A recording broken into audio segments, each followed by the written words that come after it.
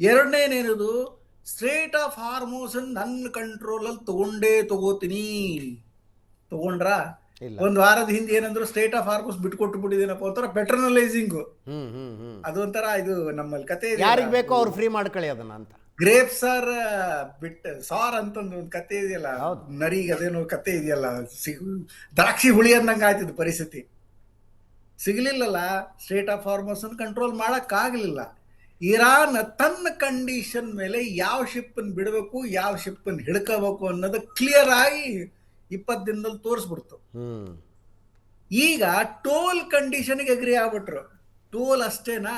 Toll is a big metaphor. ಕಾರಣ ಯಾಕಪ್ಪ ಅಂತಂದ್ರೆ, ಯಾವ ಶಿಪ್ಸ್ ಈ ಒಂದು ಕದನದ ಟೈಮಲ್ಲಿ ಇರಾನ್ ಮೂಲಕ ಸೇಲ್ ಆಯ್ತು, ಯಾನ್ ಕರೆನ್ಸಿ ಯಾರು ಕೊಟ್ರು, ಚೈನೀಸ್ ಕರೆನ್ಸಿ ಮೇಲೆ ಯಾರ್ಯಾರು ಡೀಲ್ ಮಾಡಿದ್ರು. ಚೈನಾಗೆ ಏನಂದ್ರು, ಡಾಲರಲ್ಲಿ ಪೇಮೆಂಟ್ ಮಾಡಬೇಡ್ರಿ ಇವರಿಗೆ ಅಂದ್ರು. ಆಯ್ತಾ, ಹೋಗ್ಲಿ ಬಿಡ್ರಿ, ಡಾಲರ್ ಕೊಡಬೇಡ, ಚೈನಾ ಕರೆನ್ಸಿ ಕೊಡ್ರಿ, ಅದನ್ನೇ ಫಾರಿನ್ ಎಕ್ಸ್ಚೇಂಜ್ ಮಾಡ್ಕೊಂಡ್ಬಿಟ್ರು ಅವರು. ಅದು ಈಸಿಯಾಗಿ ರಷ್ಯಾ ಮೂಲಕ ಆಗ್ಲಿ ಚೈನಾ ಮೂಲಕ ಆಗ್ಲಿ ಅವ್ರಿಗೆಲ್ಲ ಮತ್ತೆ ಬೇಕಾಗಿದ್ದು ಬೇರೆ ಮಟೀರಿಯಲ್ ಎಲ್ಲ ಸಿಗಕ್ ಶುರು ಆಗ್ಬಿಡ್ತು ಆ ಕರೆನ್ಸಿಯಿಂದ. ಇದು ಡಾಲರ್ ಎಕಾನಮಿ ಎಫೆಕ್ಟ್ ಆದ್ರೆ ಇನ್ನೇನ್ ಎಫೆಕ್ಟ್ ಆಗುತ್ತೆ? ಸ್ವಿಫ್ಟ್ ಏನದು ಒಂದು ಸಿಸ್ಟಮ್ ಇದೆಯಲ್ಲ ವರ್ಲ್ಡ್ ಅಲ್ಲಿ, ಅದು ಡಾಲರ್ ಎಕಾನಮಿ ಮೇಲೆ ನಡೆಯುತ್ತೆ. ಸ್ವಿಫ್ಟ್ ಸಿಸ್ಟಮ್ ಇಂದ ಇರಾನ್ ಹೊರಗಿಟ್ಟಿದ್ರು. ಆಯ್ತಾ, ಸಕ್ಸಸ್ಫುಲ್ ಆಯ್ತಾ? ಇಲ್ಲ. ಇವೆಲ್ಲ ಆದ್ಮೇಲೆ ಸೀಸ್ ಫೈರ್ ಆಗಿದ್ದೊಂದು ಡಿಸಿಷನ್ ಏನಿದೆಯಲ್ಲ, ಇದು ಅಮೇರಿಕ ಮಾಡ್ಕೊಂಡಿದ್ದೊಂದು ಕಾಂಪ್ರಮೈಸ್. ಒಂದು ಪ್ರಪೋಸಿಷನ್ ಬರ್ತಾವೆ ಇಲ್ಲಿ. ಡೊಮೆಸ್ಟಿಕ್ ಪ್ರೆಷರ್ಸ್ ಏನಿದೆಯಲ್ಲ ಅಮೇರಿಕಾದ ಮೇಲೆ, ಯಾಕಂದ್ರೆ war was going no wear, correct, ಯುದ್ಧ ಎಲ್ಲೂ ಹೋಗ್ತಾ ಇರ್ಲಿಲ್ಲ. ಪ್ಲಸ್ ಇವ್ರೇನು ಸಕ್ಸಸ್ಫುಲ್ ಆಗ್ತೀನಿ ಅಂತ ಹೇಳಿ ಆಮೇಲೆ ಪೆಂಟಗನ್ ಒಳಗೇನೆ ಇಂಟರ್ನಲ್ ಕಾನ್ಫ್ಲಿಕ್ಟ್ ಶುರು ಆಗ್ಬಿಟ್ಟಿದೆ ಈಗ. ಕಾರಣ ಯಾಕಪ್ಪ ಅಂದ್ರೆ, ಒಂದು ಟ್ರಂಪ್ನ ಹೊಗಳ ಮಂಟ್ರ ಗ್ರೂಪು ಅವ್ರೇನು ಜೂನಿಯರ್ ಕ್ಯಾಡರ್ಸ್ನೆಲ್ಲ ಪ್ರಮೋಟ್ ಮಾಡಿಬಿಟ್ರು. ಔಟ್ ಆಫ್ ಟರ್ನ್ ಏನಿದೆ, ಮೇಜರ್ ಇದ್ದೊಂದು major general out of turn promotion ಕೊಟ್ಬಿಟ್ರು. ಆಮೇಲೆ ಯಾರು ಅವರು ಟ್ರಂಪ್ನ, we can understand sir, Trump ಏನೇನು ಅನುಭವಿಸ್ತಿರ್ಬೋದು ಅಂತ. ನಿಮ್ಮನ್ನು ಮತ್ತೆ ಮಾತಾಡಿಸ್ತೀನಿ ನಾನು. ಪ್ರಶಾಂತ್, ಯಾರು ಗೆದ್ರು ಯಾರು ಸೋತರು ಅನ್ಸುತ್ತೆ ನಿಮಗೆ? ಅದು ನೋಡಿ, ಕದನ ವಿರಾಮದ ಸಂದರ್ಭದಲ್ಲಿ ಅಂದರೆ ಯಾರು ಗೆದ್ದರು ಯಾರು ಸೋತರು ಅಂತಕ್ಕಂಥದ್ದನ್ನು ಅಂದರೆ ಕ್ರಿಕೆಟ್ ಮ್ಯಾಚ್ನ ಥರ ಹೇಳೋಕ್ಕಾಗಲ್ಲ. ಆದರೆ ಒಂದು 38-39 ದಿನದಲ್ಲಿ ಬದಲಾಗಿದ್ದೇನು ಅಂತಕ್ಕಂಥದ್ದು ನೋಡಿದರೆ ಒಂದು ಭಾಳ ಸ್ಪಷ್ಟವಾಗಿ ಕಾಣುತ್ತೆ. ಅಮೇರಿಕಾದ ಗ್ಲೋಬಲ್ ಡಾಮಿನೆನ್ಸ್ ಏನಿತ್ತು, ಅಥವಾ ಮಿಲಿಟ್ರಿ ಪವರ್ನಿಂದ ನಾವು ಯಾರನ್ನೂ ಹೊಡಿಬೋದು, ಅದು ನಿಶ್ಚಿತವಾಗಿ ಇರಾನ್ನಂಥ ಒಂದು ದೇಶ ಚಾಲೆಂಜ್ ಮಾಡಿರ್ತಕ್ಕಂಥದ್ದು ಅಮೇರಿಕಾದ ಹೆಜಿಮನಿ ಮತ್ತು ಗ್ಲೋಬಲ್ ಪವರ್ಗೆ ಒಂದು ರೀತಿಯ ಚಾಲೆಂಜನ್ನು ಎಸ್ತಿದೆ ಅಂತಕ್ಕಂಥದ್ದು ಸ್ಪಷ್ಟ. ಎರಡನೇದು, ಡೊನಾಲ್ಡ್ ಟ್ರಂಪ್ರ ಹುಚ್ಚು ನಾಯಕತ್ವದಿಂದಾಗಿ ಅವರ ಒಂದು ಏನಂತಾರೆ, ಒಂದು ರೀತಿಯಾಗಿರ್ತಕ್ಕಂಥ ಏಕಚಕ್ರಾಧಿಪತ್ಯ ಏನಿತ್ತು ಅದು ಡಿಮಿನಿಷ್ ಆಗಿದೆ ಜನರ ಕಣ್ಣಲ್ಲಿ. ನಮ್ಮ ಪರ್ಸೆಪ್ಷನ್ ದೃಷ್ಟಿಯಿಂದ ಹೇಳ್ತಿದ್ದೆ. ಈಗ ಅವ್ರ ಬಳಿ ಇರ್ತಕ್ಕಂಥ ಏರ್ ಸುಪೀರಿಯಾರಿಟಿ ಅದೆಲ್ಲ ಕಡಿಮೆ ಆಗಿರಲಿಕ್ಕಿಲ್ಲ, ಬಟ್ ಏನೇ ಇದ್ದರೂ ಕೂಡ ಜನರ ಕಣ್ಣಲ್ಲಿ ಹೇಗೆ ಕಾಣುತ್ತೆ ಒಂದು ದೇಶ, ಒಬ್ಬ ವ್ಯಕ್ತಿ ಅಂತಕ್ಕಂಥದ್ದು ಕೂಡ ಭಾಳ ಮುಖ್ಯ ಆಗುತ್ತೆ. ಅದು ನಿಶ್ಚಿತವಾಗಿ ಡಿಮಿನಿಷ್ ಆಗಿದೆ. ಮೂರನೇದು ನನಗನ್ಸುತ್ತೆ ಅಜಿತ್, ಅಮೇರಿಕಾದಂಥ ಒಂದು ದೇಶ ಯಾವುದೇ ಒಂದು ಇನ್ನೊಂದು ಇರಾನ್ನಂಥ ಒಂದು ಮುಸ್ಲಿಂ ದೇಶದ ಮೇಲೆ ದಾಳಿ ಮಾಡ್ತಿರ್ತಕ್ಕಂಥ ಸಂದರ್ಭದಲ್ಲಿ ನಮ್ಮ ಮಿಲಿಟ್ರಿ ಆಬ್ಜೆಕ್ಟಿವ್ಸ್ಗಳು ಏನು ಅಂತಕ್ಕಂಥದ್ದನ್ನು ಸರಿಯಾಗಿ ಗ್ರಹಿಸದೆ, ಆಂಟಿಸಿಪೇಟ್ ಮಾಡದೆ ಯುದ್ಧದಲ್ಲಿ ಒಂದು ರೀತಿ ಎಸ್ಕಲೇಷನ್ ಟ್ರ್ಯಾಪ್ನಲ್ಲಿ ಬಿತ್ತ ಅಂತಕ್ಕಂಥದ್ದು ಕೂಡ ಸ್ಪಷ್ಟವಾಗಿ ಕಾಣ. ನನಗನ್ಸುತ್ತೆ ಅಜಿತ್, ಇರಾನ್ 25 ವರ್ಷಗಳಿಂದ ಅಮೇರಿಕ ನಮ್ಮ ಮೇಲೆ ದಾಳಿ ಮಾಡಿದರೆ ಏನು ಅಂತಕ್ಕಂಥದ್ದನ್ನು ಅವರು ಮೈನ್ಯೂಟ್ ಪ್ಲಾನಿಂಗ್ ಮಾಡಿದ್ದಾರೆ ಅವರು. ಅದರ್ವೈಸ್ ಇದನ್ನು ಈ ರೀತಿ ಅಮೇರಿಕಾನ ಎದುರಿಸ್ಲಿಕ್ಕೆ ಸಾಧ್ಯ ಇಲ್ಲ. ಬಟ್ ಅಮೇರಿಕಾದವರು ಓವರ್ ಕಾನ್ಫಿಡೆನ್ಸಲ್ಲಿ ಖೊಮೇನಿಯನ್ನು ಹೊಡೆದು ವಾಪಸ್ ಬಂದಿದ್ದರೆ ಇವತ್ತು ಅಮೇರಿಕ ಈ ಸ್ಥಿತಿಯಲ್ಲಿ ಇರ್ತಿರ್ಲಿಲ್ಲ. ಬಟ್ ಖೊಮೇನಿಯನ್ನು ಹೊಡೆದು ನಾವು ರಿಜಿಮ್ ಚೇಂಜ್ ಅಂದರು. ನನಗನ್ಸುತ್ತೆ ಅವ್ರು ಎರಡು ಆಂಟಿಸಿಪೇಟ್ ಮಾಡಲಿಲ್ಲ. ಒಂದು, ಅಕ್ಕಪಕ್ಕದ ರಾಷ್ಟ್ರಗಳಲ್ಲಿ ನಮ್ಮ ಅಸೆಟ್ಸ್ ಮೇಲೆ ಹೊಡಿತಾರೆ ಅನ್ನೋದವ್ರು ಅದನ್ನು ಸ್ವತಃ ಡೊನಾಲ್ಡ್ ಟ್ರಂಪ್ ಹೇಳಿದ್ರಲ್ಲ, ಶಾಕ್ ನಮಗದು ಅಂತ. ಎರಡನೇದು, ಹಾರ್ಮೂಸ್ ಕಳೆದ ಬಾರಿ ಇಸ್ರೇಲ್ ಇರಾನ್ ಮೇಲೆ ದಾಳಿ ಮಾಡಿರ್ತಕ್ಕಂಥ ಸಂದರ್ಭದಲ್ಲೂ ಕೂಡ ಹಾರ್ಮೂಸನ್ನು ನಾವು ಚೋಕ್ ಪಾಯಿಂಟಾಗಿ ಬಳಸ್ತೀವಿ ಅಂತಕ್ಕಂಥದ್ದನ್ನು ಇರಾನ್ ಹೇಳ್ತಾ ಇತ್ತು. ಆದರೆ ಈ ಬಾರಿ ಅವರು ಅದನ್ನು ಬಳಸಿದ ರೀತಿ ಏನಿತ್ತು, ನನಗನ್ಸುತ್ತೆ ಅಜಿತ್, ಹಾರ್ಮೂಸ್ ಇರದೇ ಹೋಗಿದ್ರೆ ಇರಾನ್ ಹಿಂಗೆ ನಿಂತ್ಕೊತಿರ್ಲಿಲ್ಲ. ಇರಾನ್ಗೆ ಇದು ಸಾಧ್ಯನೇ ಇಲ್ಲ. ಪ್ರಾಯಶಃ ಹಾರ್ಮೂಸ್ ಚೋಕ್ ಪಾಯಿಂಟ್ ಏನಿದೆ ಅದು ಇರಾನ್ನ ಪರ್ಸೆಪ್ಷನ್ ಇರಾನ್ ಪರವಾಗಿ ವಾಲಲಿಕ್ಕೆ ಬಹುದೊಡ್ಡ ಕಾರಣವಾಯಿತು ಅಂತಕ್ಕಂಥದ್ದು ಸ್ಪಷ್ಟವಾಗಿ ಕಾಣುತ್ತೆ. ಮೂರನೇದು ಅಜಿತ್, ನೀವು ಪಾಕಿಸ್ತಾನದ ಬಗ್ಗೆ ಹೇಳ್ತಾ ಇದ್ರಿ. ನನಗೆ ಅನಿಸುತ್ತೆ ಎಷ್ಟೇ ನಾವು ಪಾಕಿಸ್ತಾನದ ಡಾಮಿನೆನ್ಸ್ ಅನ್ನಲ್ಲ, ನಾನು ಮಧ್ಯಸ್ಥಿಕೆ ಏನಿದೆ ಅಲ್ಲ, ನೆಗೋಷಿಯೇಷನ್ ಟೇಬಲ್ಗೆ ನಾವು ತರ್ತೀವಿ ಅಥವಾ ಅವರ ಒಂದು ಪೋಸ್ಟ್ಮ್ಯಾನ್ ಸ್ಟೇಟಸ್ ಏನಿದೆ ಅದು ನೆಗೆಟ್ ಮಾಡಿದರೂ ಕೂಡ ಪಾಕಿಸ್ತಾನ ಇದನ್ನು ಈ ಯುದ್ಧವನ್ನು ಮುಗಿಸಿದ ಶ್ರೇಯಸ್ಸು ಪಾಕಿಸ್ತಾನಕ್ಕೆ ಸಿಗ್ತಕ್ಕಂಥದ್ದು ಭಾರತ ದೃಷ್ಟಿಯಿಂದ ಒಳ್ಳೆಯ ಸಂಗತಿ ಅಲ್ಲ. ಒಳ್ಳೆ ಸಂಗತಿ ಅಲ್ಲ. ಯಾಕಂದ್ರೆ ಪಾಕಿಸ್ತಾನ ಇದನ್ನ ಲಿವರೇಜ್ ಪಾಯಿಂಟ್ ಆಗಿ ಬಳಸ್ಕೊಳ್ಳೋದು. ಈಗ ನೋಡಿ, ನಾವು ಸ್ವಲ್ಪ ಹಿಂಡ್ಸೈಟ್ಗೆ ಒಂದೇ ನಿಮಿಷ. ಆಪರೇಷನ್ ಸಿಂಧೂರ್ ಸಂದರ್ಭದಲ್ಲಿ ನಮಗೆಲ್ಲ ಆಶ್ಚರ್ಯ ಆಗಿತ್ತು, ಏಕಾಏಕಿ ಜಾರ್ಜ್ ಬುಷ್ನ ವಾರ್ ಆನ್ ಟೆರರ್ ನಂತರ ಡೊನಾಲ್ಡ್ ಟ್ರಂಪ್ ಯೂಟರ್ನ್ ಯಾಕೆ ಹೊಡೆದ್ರು, ಮುನೀರ್ನನ್ನ ವೈಟ್ ಹೌಸಿಗೆ ಡಿನ್ನರ್ ಯಾಕೆ ಕರೆದ್ರು ಅಂತಕ್ಕಂಥದ್ದು. ಈಗ ಅರ್ಥ ಆಗ್ತಾ ಇರ್ತಕ್ಕಂಥದ್ದು, ಇರಾನ್ ಮೇಲೆ ದಾಳಿ ನಡೆಸ್ತಕ್ಕಂಥ ಬ್ಲೂ ಪ್ರಿಂಟ್ ಆಗಲೇ ತಯಾರಾಗಿತ್ತು. ಆ ಕಾರಣದಿಂದ ಏಕಾಏಕಿ ಪಾಕಿಸ್ತಾನದ ಪರವಾಗಿ ಅಮೆರಿಕ ನಿಂತ್ಕೊಂಡಿದ್ದು ಯಾಕೆ ಅನ್ನೋದು ಸ್ಪಷ್ಟವಾಗಿ ಅರ್ಥ ಆಗ್ತಾ ಇದೆ.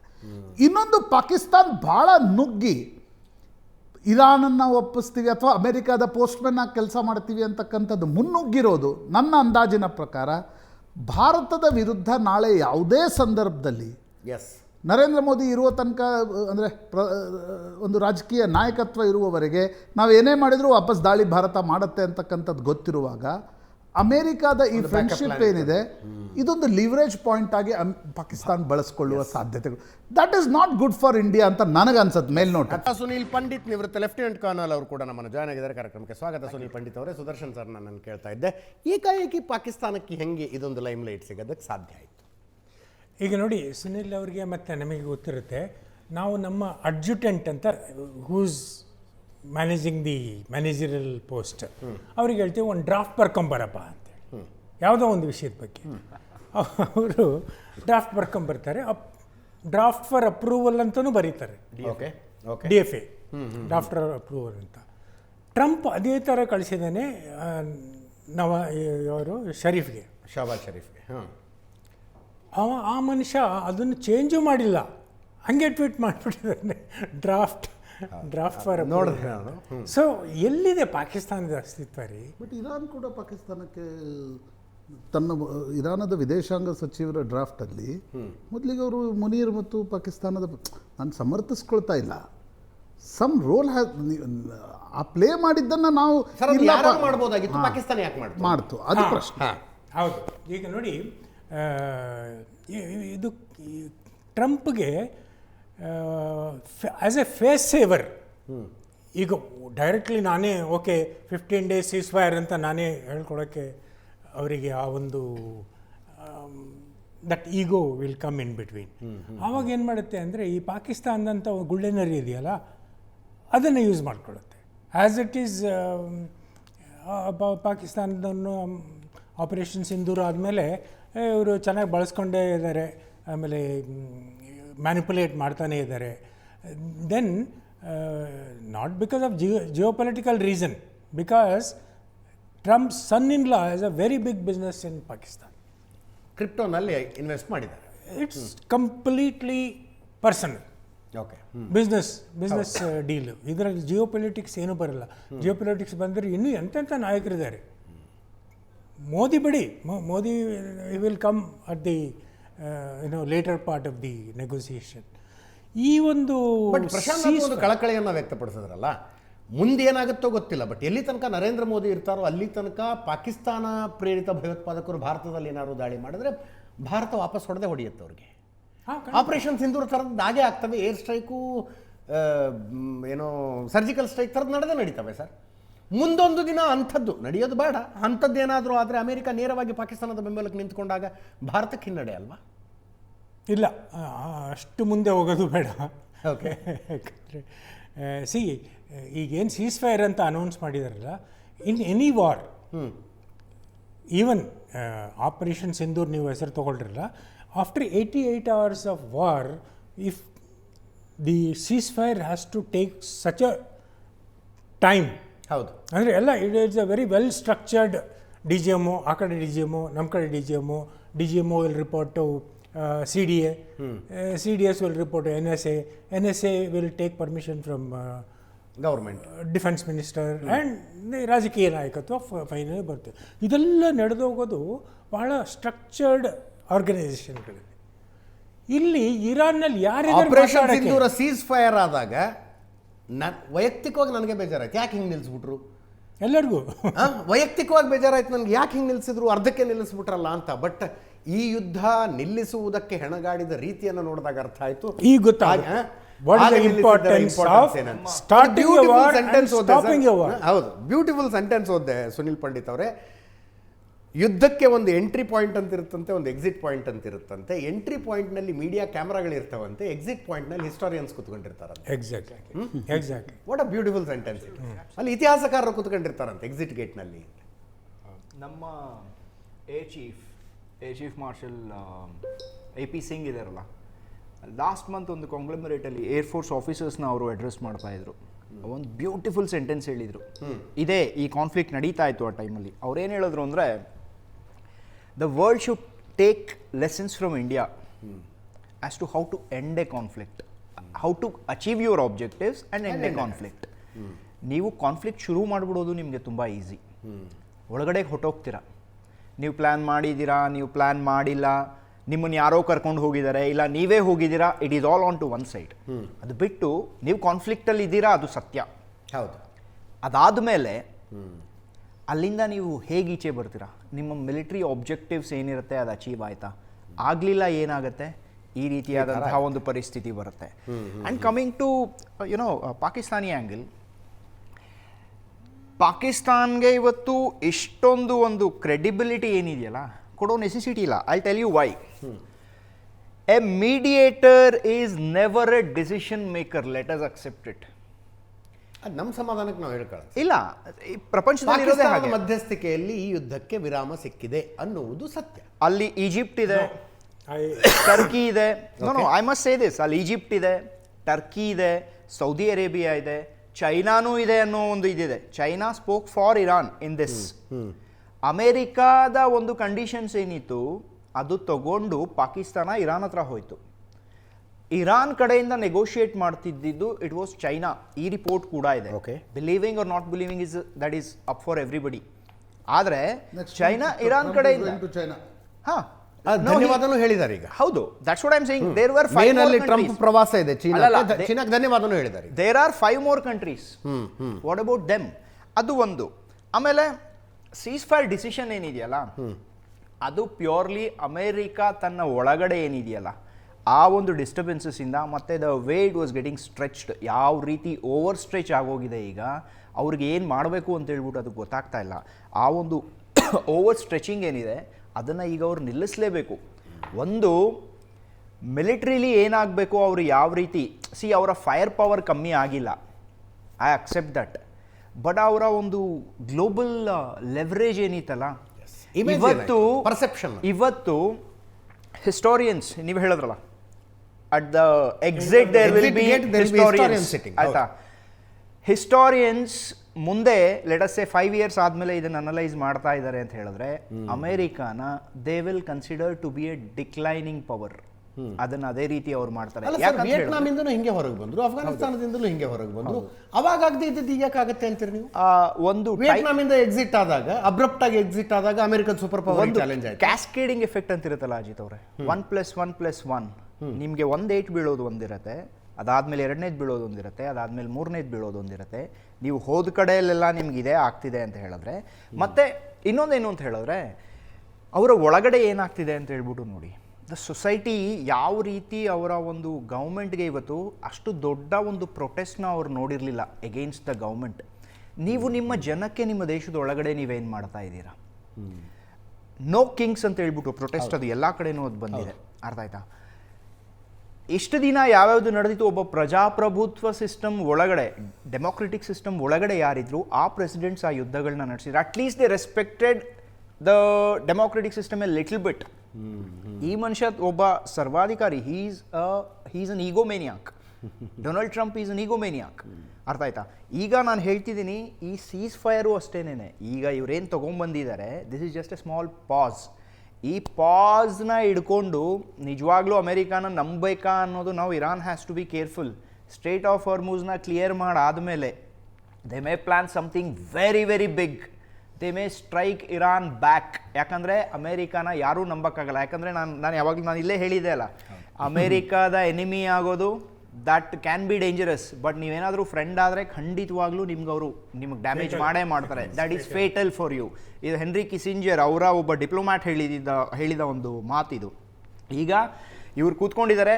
ಆ್ಯಂಡ್ ದ ವರ್ಸ್ಟ್ ಪಾರ್ಟ್ ಏನು ಗೊತ್ತಾ, Iran being a lower power ಇವತ್ತು ಅಮೇರಿಕಾನ ಸೋಲ್ಸಿದೆ ಅಂತ ಅವರು ಡೈರೆಕ್ಟಾಗಿ ಅವರು ಕ್ಲೇಮ್ ಮಾಡೋಕ್ಕೆ ಆಗದಿರ ಇರಬಹುದು. But look at the way ಅವರು ಗ್ಲೋಬಲ್ ಲೆವರೇಜ್ ಯಾವ ರೀತಿ ಇಟ್ಕೊಂಡ್ರು, ನಾಟ್ ಜಸ್ಟ್ ಫಾರ್ ಅಮೇರಿಕಾ.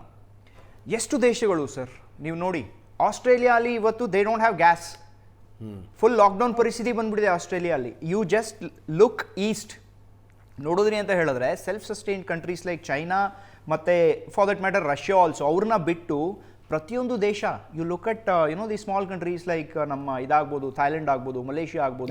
ಸುಮ್ಮನೆ ಯೋಚನೆ ಮಾಡ್ತಿದ್ದೆ, ಅರ್ಥ ಈ ಯುದ್ಧ 45 ದಿವಸಕ್ಕೆ ನಿಂತು ಹೋಯ್ತು, 4 ವರ್ಷ ಆದರೂ ರಷ್ಯಾ ಯುಕ್ರೇನ್ ಯುದ್ಧ ಯಾಕೆ ನಡೀತಿದೆ ಅಂದ್ರೆ ಯುಕ್ರೇನ್ ಹತ್ರ ಹಾರ್ಮುಸ್ ಇಲ್ಲ ಅಂತ. ಎಕ್ಸಾಕ್ಟ್ಲಿ, ಯುಕ್ರೇನ್ ಹತ್ರನೂ ಒಂದು ಹಾರ್ಮುಸ್ ಜಲಸಂಧಿ ಇದ್ದಿದ್ರೆ ಆ ಯುದ್ಧನೂ ನಿಂತಿರ್ತಿತ್ತು. ಇದು ಯುದ್ಧಗಳು ಬರೀ ಯುದ್ಧ ವಿಮಾನಗಳಿಂದನೇ ಆಗಬೇಕು, ಆರ್ಟಿಲರಿ ಗನ್ಗಳಿಂದನೇ ಆಗಬೇಕು ಅಂತೆಲ್ಲ. There is some point at which you can take advantage.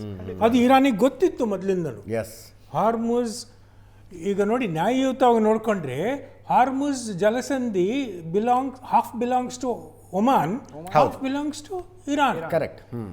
But might is right. ಅವರಲ್ಲಿ ಮೈಟ್ ಈಸ್ ರೈಟ್, ಕರೆಕ್ಟ್. ಅಲ್ಲಿ ಕೊಂಡು ಮಾಡಿದ್ರು. ಇನ್ನೊಂದು ಪಾಯಿಂಟ್ ನಾನೇನು ಹೇಳ್ಬೇಕಂದ್ರೆ, ಈ ಒಂದು ಸೀಸ್ ಫೈರ್ ಅಂತ ನಾವೇನು ಕರಿತೀವಿ 15 days, let us accept it. ಇದು ಒಂದು ನಂಬಿಕೆಯ ಬೇಸಿಸ್ ಮೇಲೆ ಬಂದಿಲ್ಲ. ಅಲ್ಲಿರೋಂತಹ 2 ಪಾರ್ಟಿಗಳು ಯಾರ್ಯಾರಿದ್ದಾರೆ, ಅದು US ಮತ್ತು ಇರಾನ್ ಮಧ್ಯದಲ್ಲಿ ಇದು ನಡೀತಾ ಇದೆ. ಅರ್ಥ ಆಯ್ತಾ? ನಾನು ಇನ್ನೂ ಇಸ್ರೇಲ್ ಆ್ಯಂಗಲ್ ಇದ್ರೊಳಗಡೆ ತೊಗೊಂಬಂದಿಲ್ಲ. ಯಾಕಂತ ಹೇಳಿದ್ರೆ ಇಸ್ರೇಲ್ ಹೊರಗಡೆ ಏನು ಹೇಳ್ತಿದೆ ದಟ್ಸ್ ಅ ಡಿಫ್ರೆಂಟ್ ಮ್ಯಾಟರ್. ಅವರು ಈಗ one of the major conditions ಇರಾನ್ದೇನಿದೆ ಅದು ಬಂದು ನನ್ನ ಅಲೈಸ್ ಯಾರ್ಯಾರಿದ್ದಾರೆ ಇನ್ಕ್ಲೂಡಿಂಗ್ ದೇರ್ ಪ್ರಾಕ್ಸಿಸ್, ಅವ್ರು ಡೈರೆಕ್ಟಾಗಿ ಅದನ್ನು ಹೇಳೋಕ್ಕಾಗಲ್ಲ, ಬಟ್ ನನ್ನ ಅಲೈಸ್ ಯಾರ್ಯಾರಿದ್ದಾರೆ ಅವ್ರ ಮೇಲೂ ಅಟ್ಯಾಕ್ ನಿಲ್ಲಿಸಬೇಕು ಅಂತ Israel is trying its best ಲೆಬನನ್ನ ಇದರಿಂದ ನಾನು ತೆಗೆಸಬೇಕು ಅಂತ ಹೇಳ್ಬಿಟ್ಟು. ಯಾಕಂದ್ರೆ ಒಂದ್ಸಲ America very clear sir, Israel ಅವರು ಲೆಬನಾನ್ ಮೇಲಿನ ದಾಳಿಯನ್ನು ಇವತ್ತು ಮುಂದುವರಿಸಿದ್ದಾರೆ. ಅಬ್ಸಲ್ಯೂಟ್ಲಿ ಅಲ್ಲ, ಅವ್ರು ನಿಲ್ಸಲ್ಲ.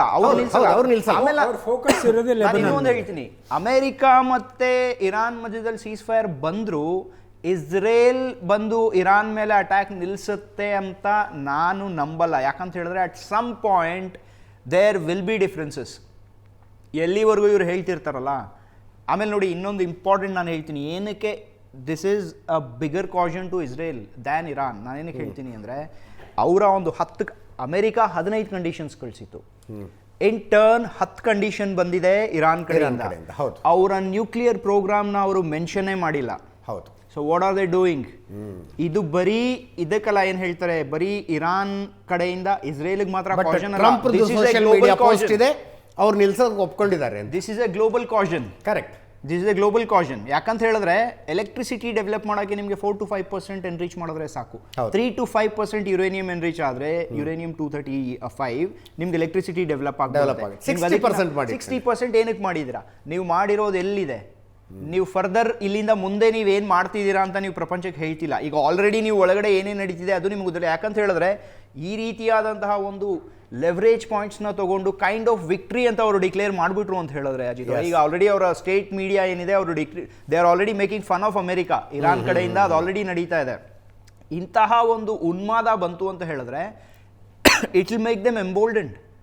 ಅವರು ಒಳಗಡೆ ಏನು ಬೇಕಾದ್ರೂ ಮಾಡ್ಬೋದು ಈಗ. But let us accept it, it's an extremist regime. ಅವರು ಫೈಟ್ ಮಾಡಿದ ರೀತಿ ಐ ಅಪ್ರಿಷಿಯೇಟ್ ದೆಮ್. ಅವ್ರ ದೇಶಕ್ಕೋಸ್ಕರ ಅವ್ರು ಮಾಡಿದ್ರು. ಆದರೆ it is an extremist regime and ಅವರು ಟೆರರಿಸ್ಟ್ನ ಸಪೋರ್ಟ್ ಮಾಡ್ತಾನೆ ಇದ್ದಾರೆ. So where it is going to go? The world has to be cautious. America ಕಡೆಗೂ ಕಾಷಿಯಸ್ ಆಗಿರಬೇಕು, ಇರಾನ್ ಕಡೆಗೂ ಕಾಷಿಯಸ್ ಆಗಿರಬೇಕು. ರಿಯಾಜ್ ಅವರಿದ್ದಾರೆ ನಮ್ಮ ಜೊತೆ ಶಿವಮೊಗ್ಗದಿಂದ. ರಿಯಾಜ್ ಅವರೇ, ಯಾರು ಗೆದ್ರು ಯಾರು ಸೋತ್ರು?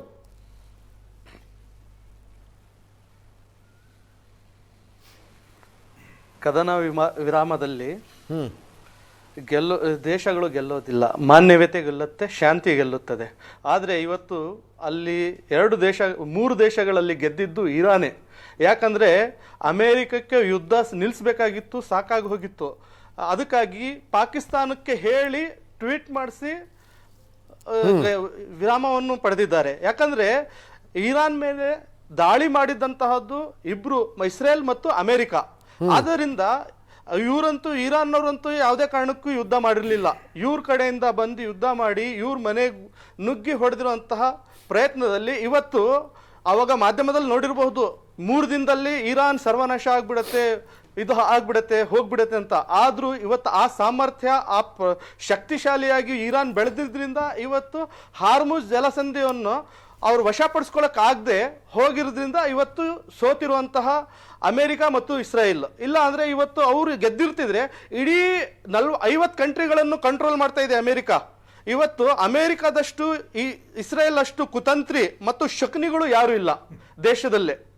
ಅವರು ಇಡೀ 50 ಕಂಟ್ರಿಗಳನ್ನು ಸಹ ಕಂಟ್ರೋಲ್ ಮಾಡ್ತಾ ಇದ್ದಾರೆ. ಅದೇ ರೀತಿ ಎಲ್ಲ ಇರಾನನ್ನ ನಾವು ವಶಕ್ಕೆ ಪಡೆದುಕೊಂಡು ವೆನೆಜುವೆಲಾ ರೀತಿಯಲ್ಲಿ ಜಲಸಂಧಿಗಳನ್ನು ಕಂಟ್ರೋಲಲ್ಲಿ ಇಟ್ಕೋಬಹುದು, ತೆರಿಗೆ ವಸೂಲಿ ಮಾಡಬಹುದು, ಅವ್ರು ಹೇಳ್ದಂಗೆ ಆಡಳಿತವನ್ನು ನಡೆಸಬಹುದು ಅಂತ ಅವರು ಪ್ರಯತ್ನ ಪಟ್ಟರು. ಅದರಲ್ಲಿ ವಿಫಲವಾಗಿದ್ದಾರೆ. ಅದನ್ನ ವಿಫಲ ಆಗ್ಲಿಕ್ಕೂ ಕಾರಣ ಏನಪ್ಪಾ ಅಂದ್ರೆ ಇವತ್ತಿನ ತಂತ್ರಜ್ಞಾನ ಇರಾನ್ ಅನ್ನು ಬಳಸ್ಕೊಂಡಿದೆ.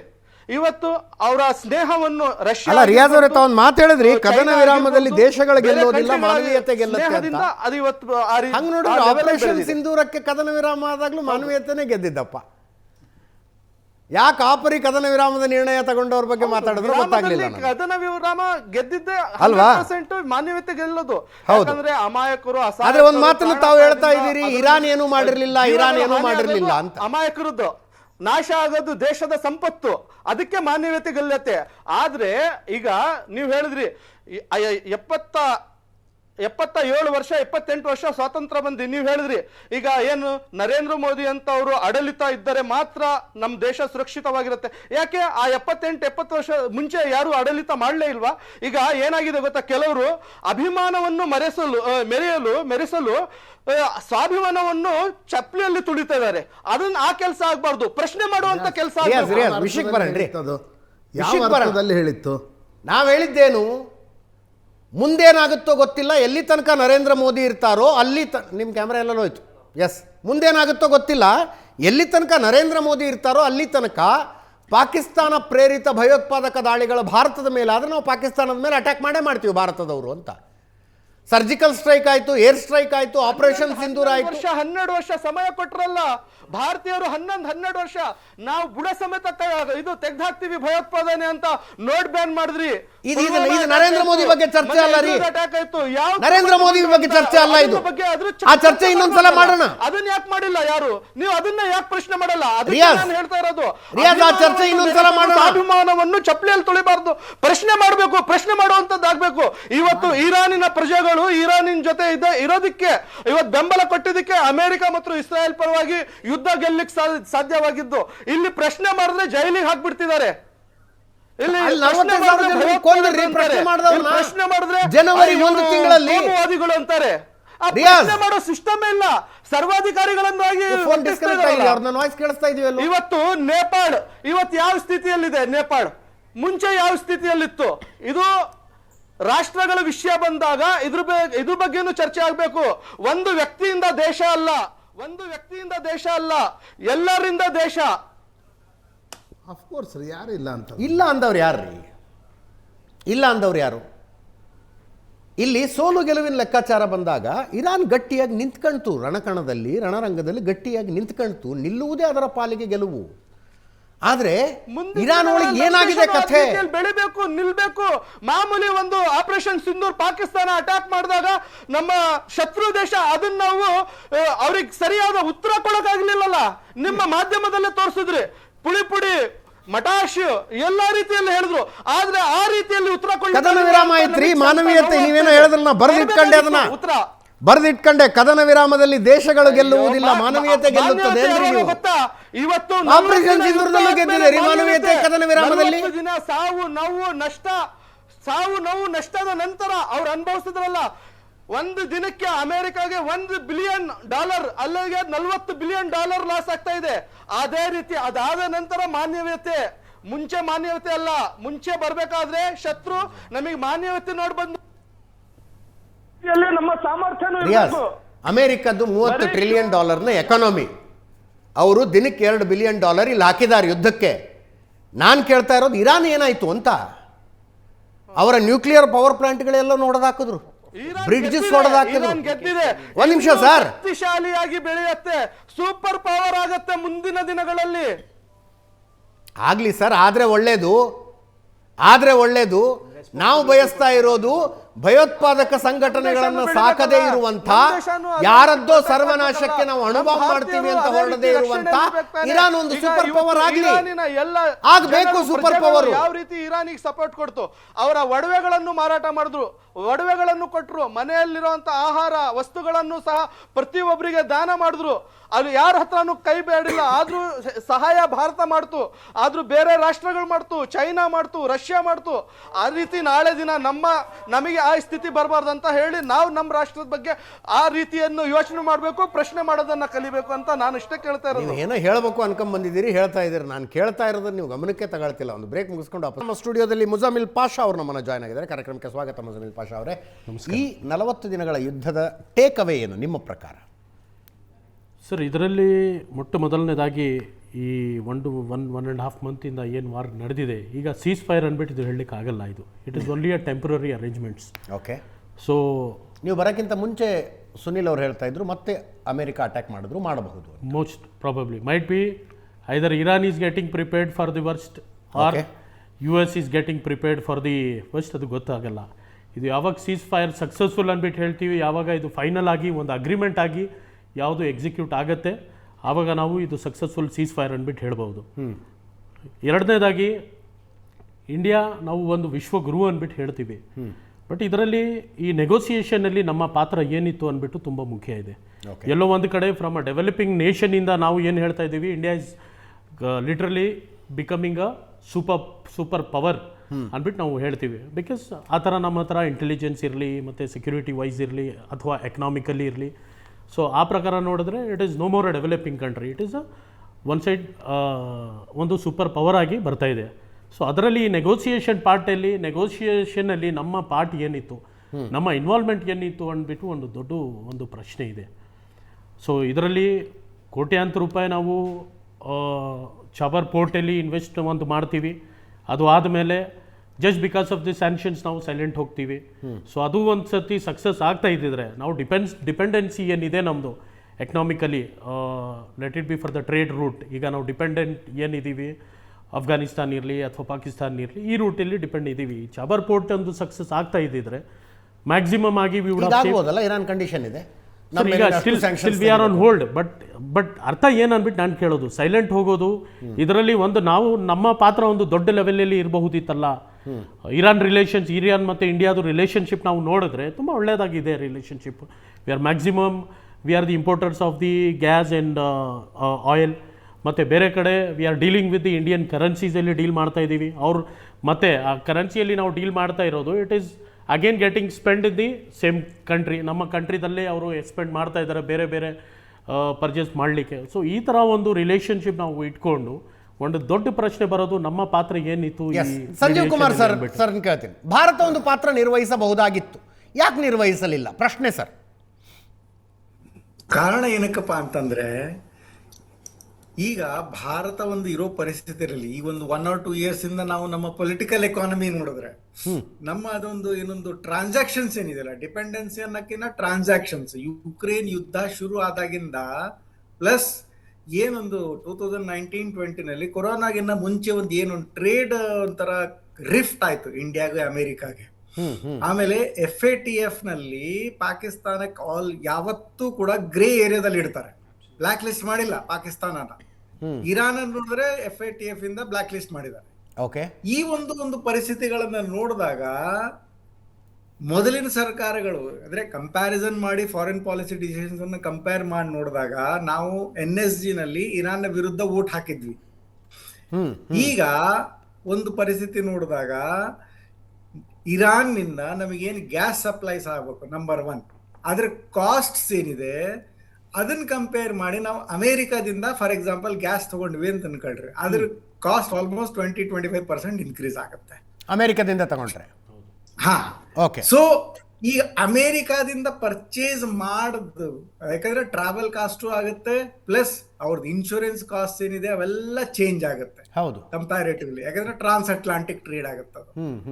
ಈಗ ಇದನ್ನ ಕಂಪೇರ್ ಮಾಡಿ ಇರಾನ್, ಇಸ್ರೇಲ್, ರಷ್ಯಾ, ಈಗ ಅಮೇರಿಕ ಒಂದು ಸೈಡ್ಗೆ ಇಟ್ಟು ಇರಾನ್, ಇಸ್ರೇಲ್, ರಷ್ಯಾ ಮೂರನ್ನು ನೋಡೋಣ.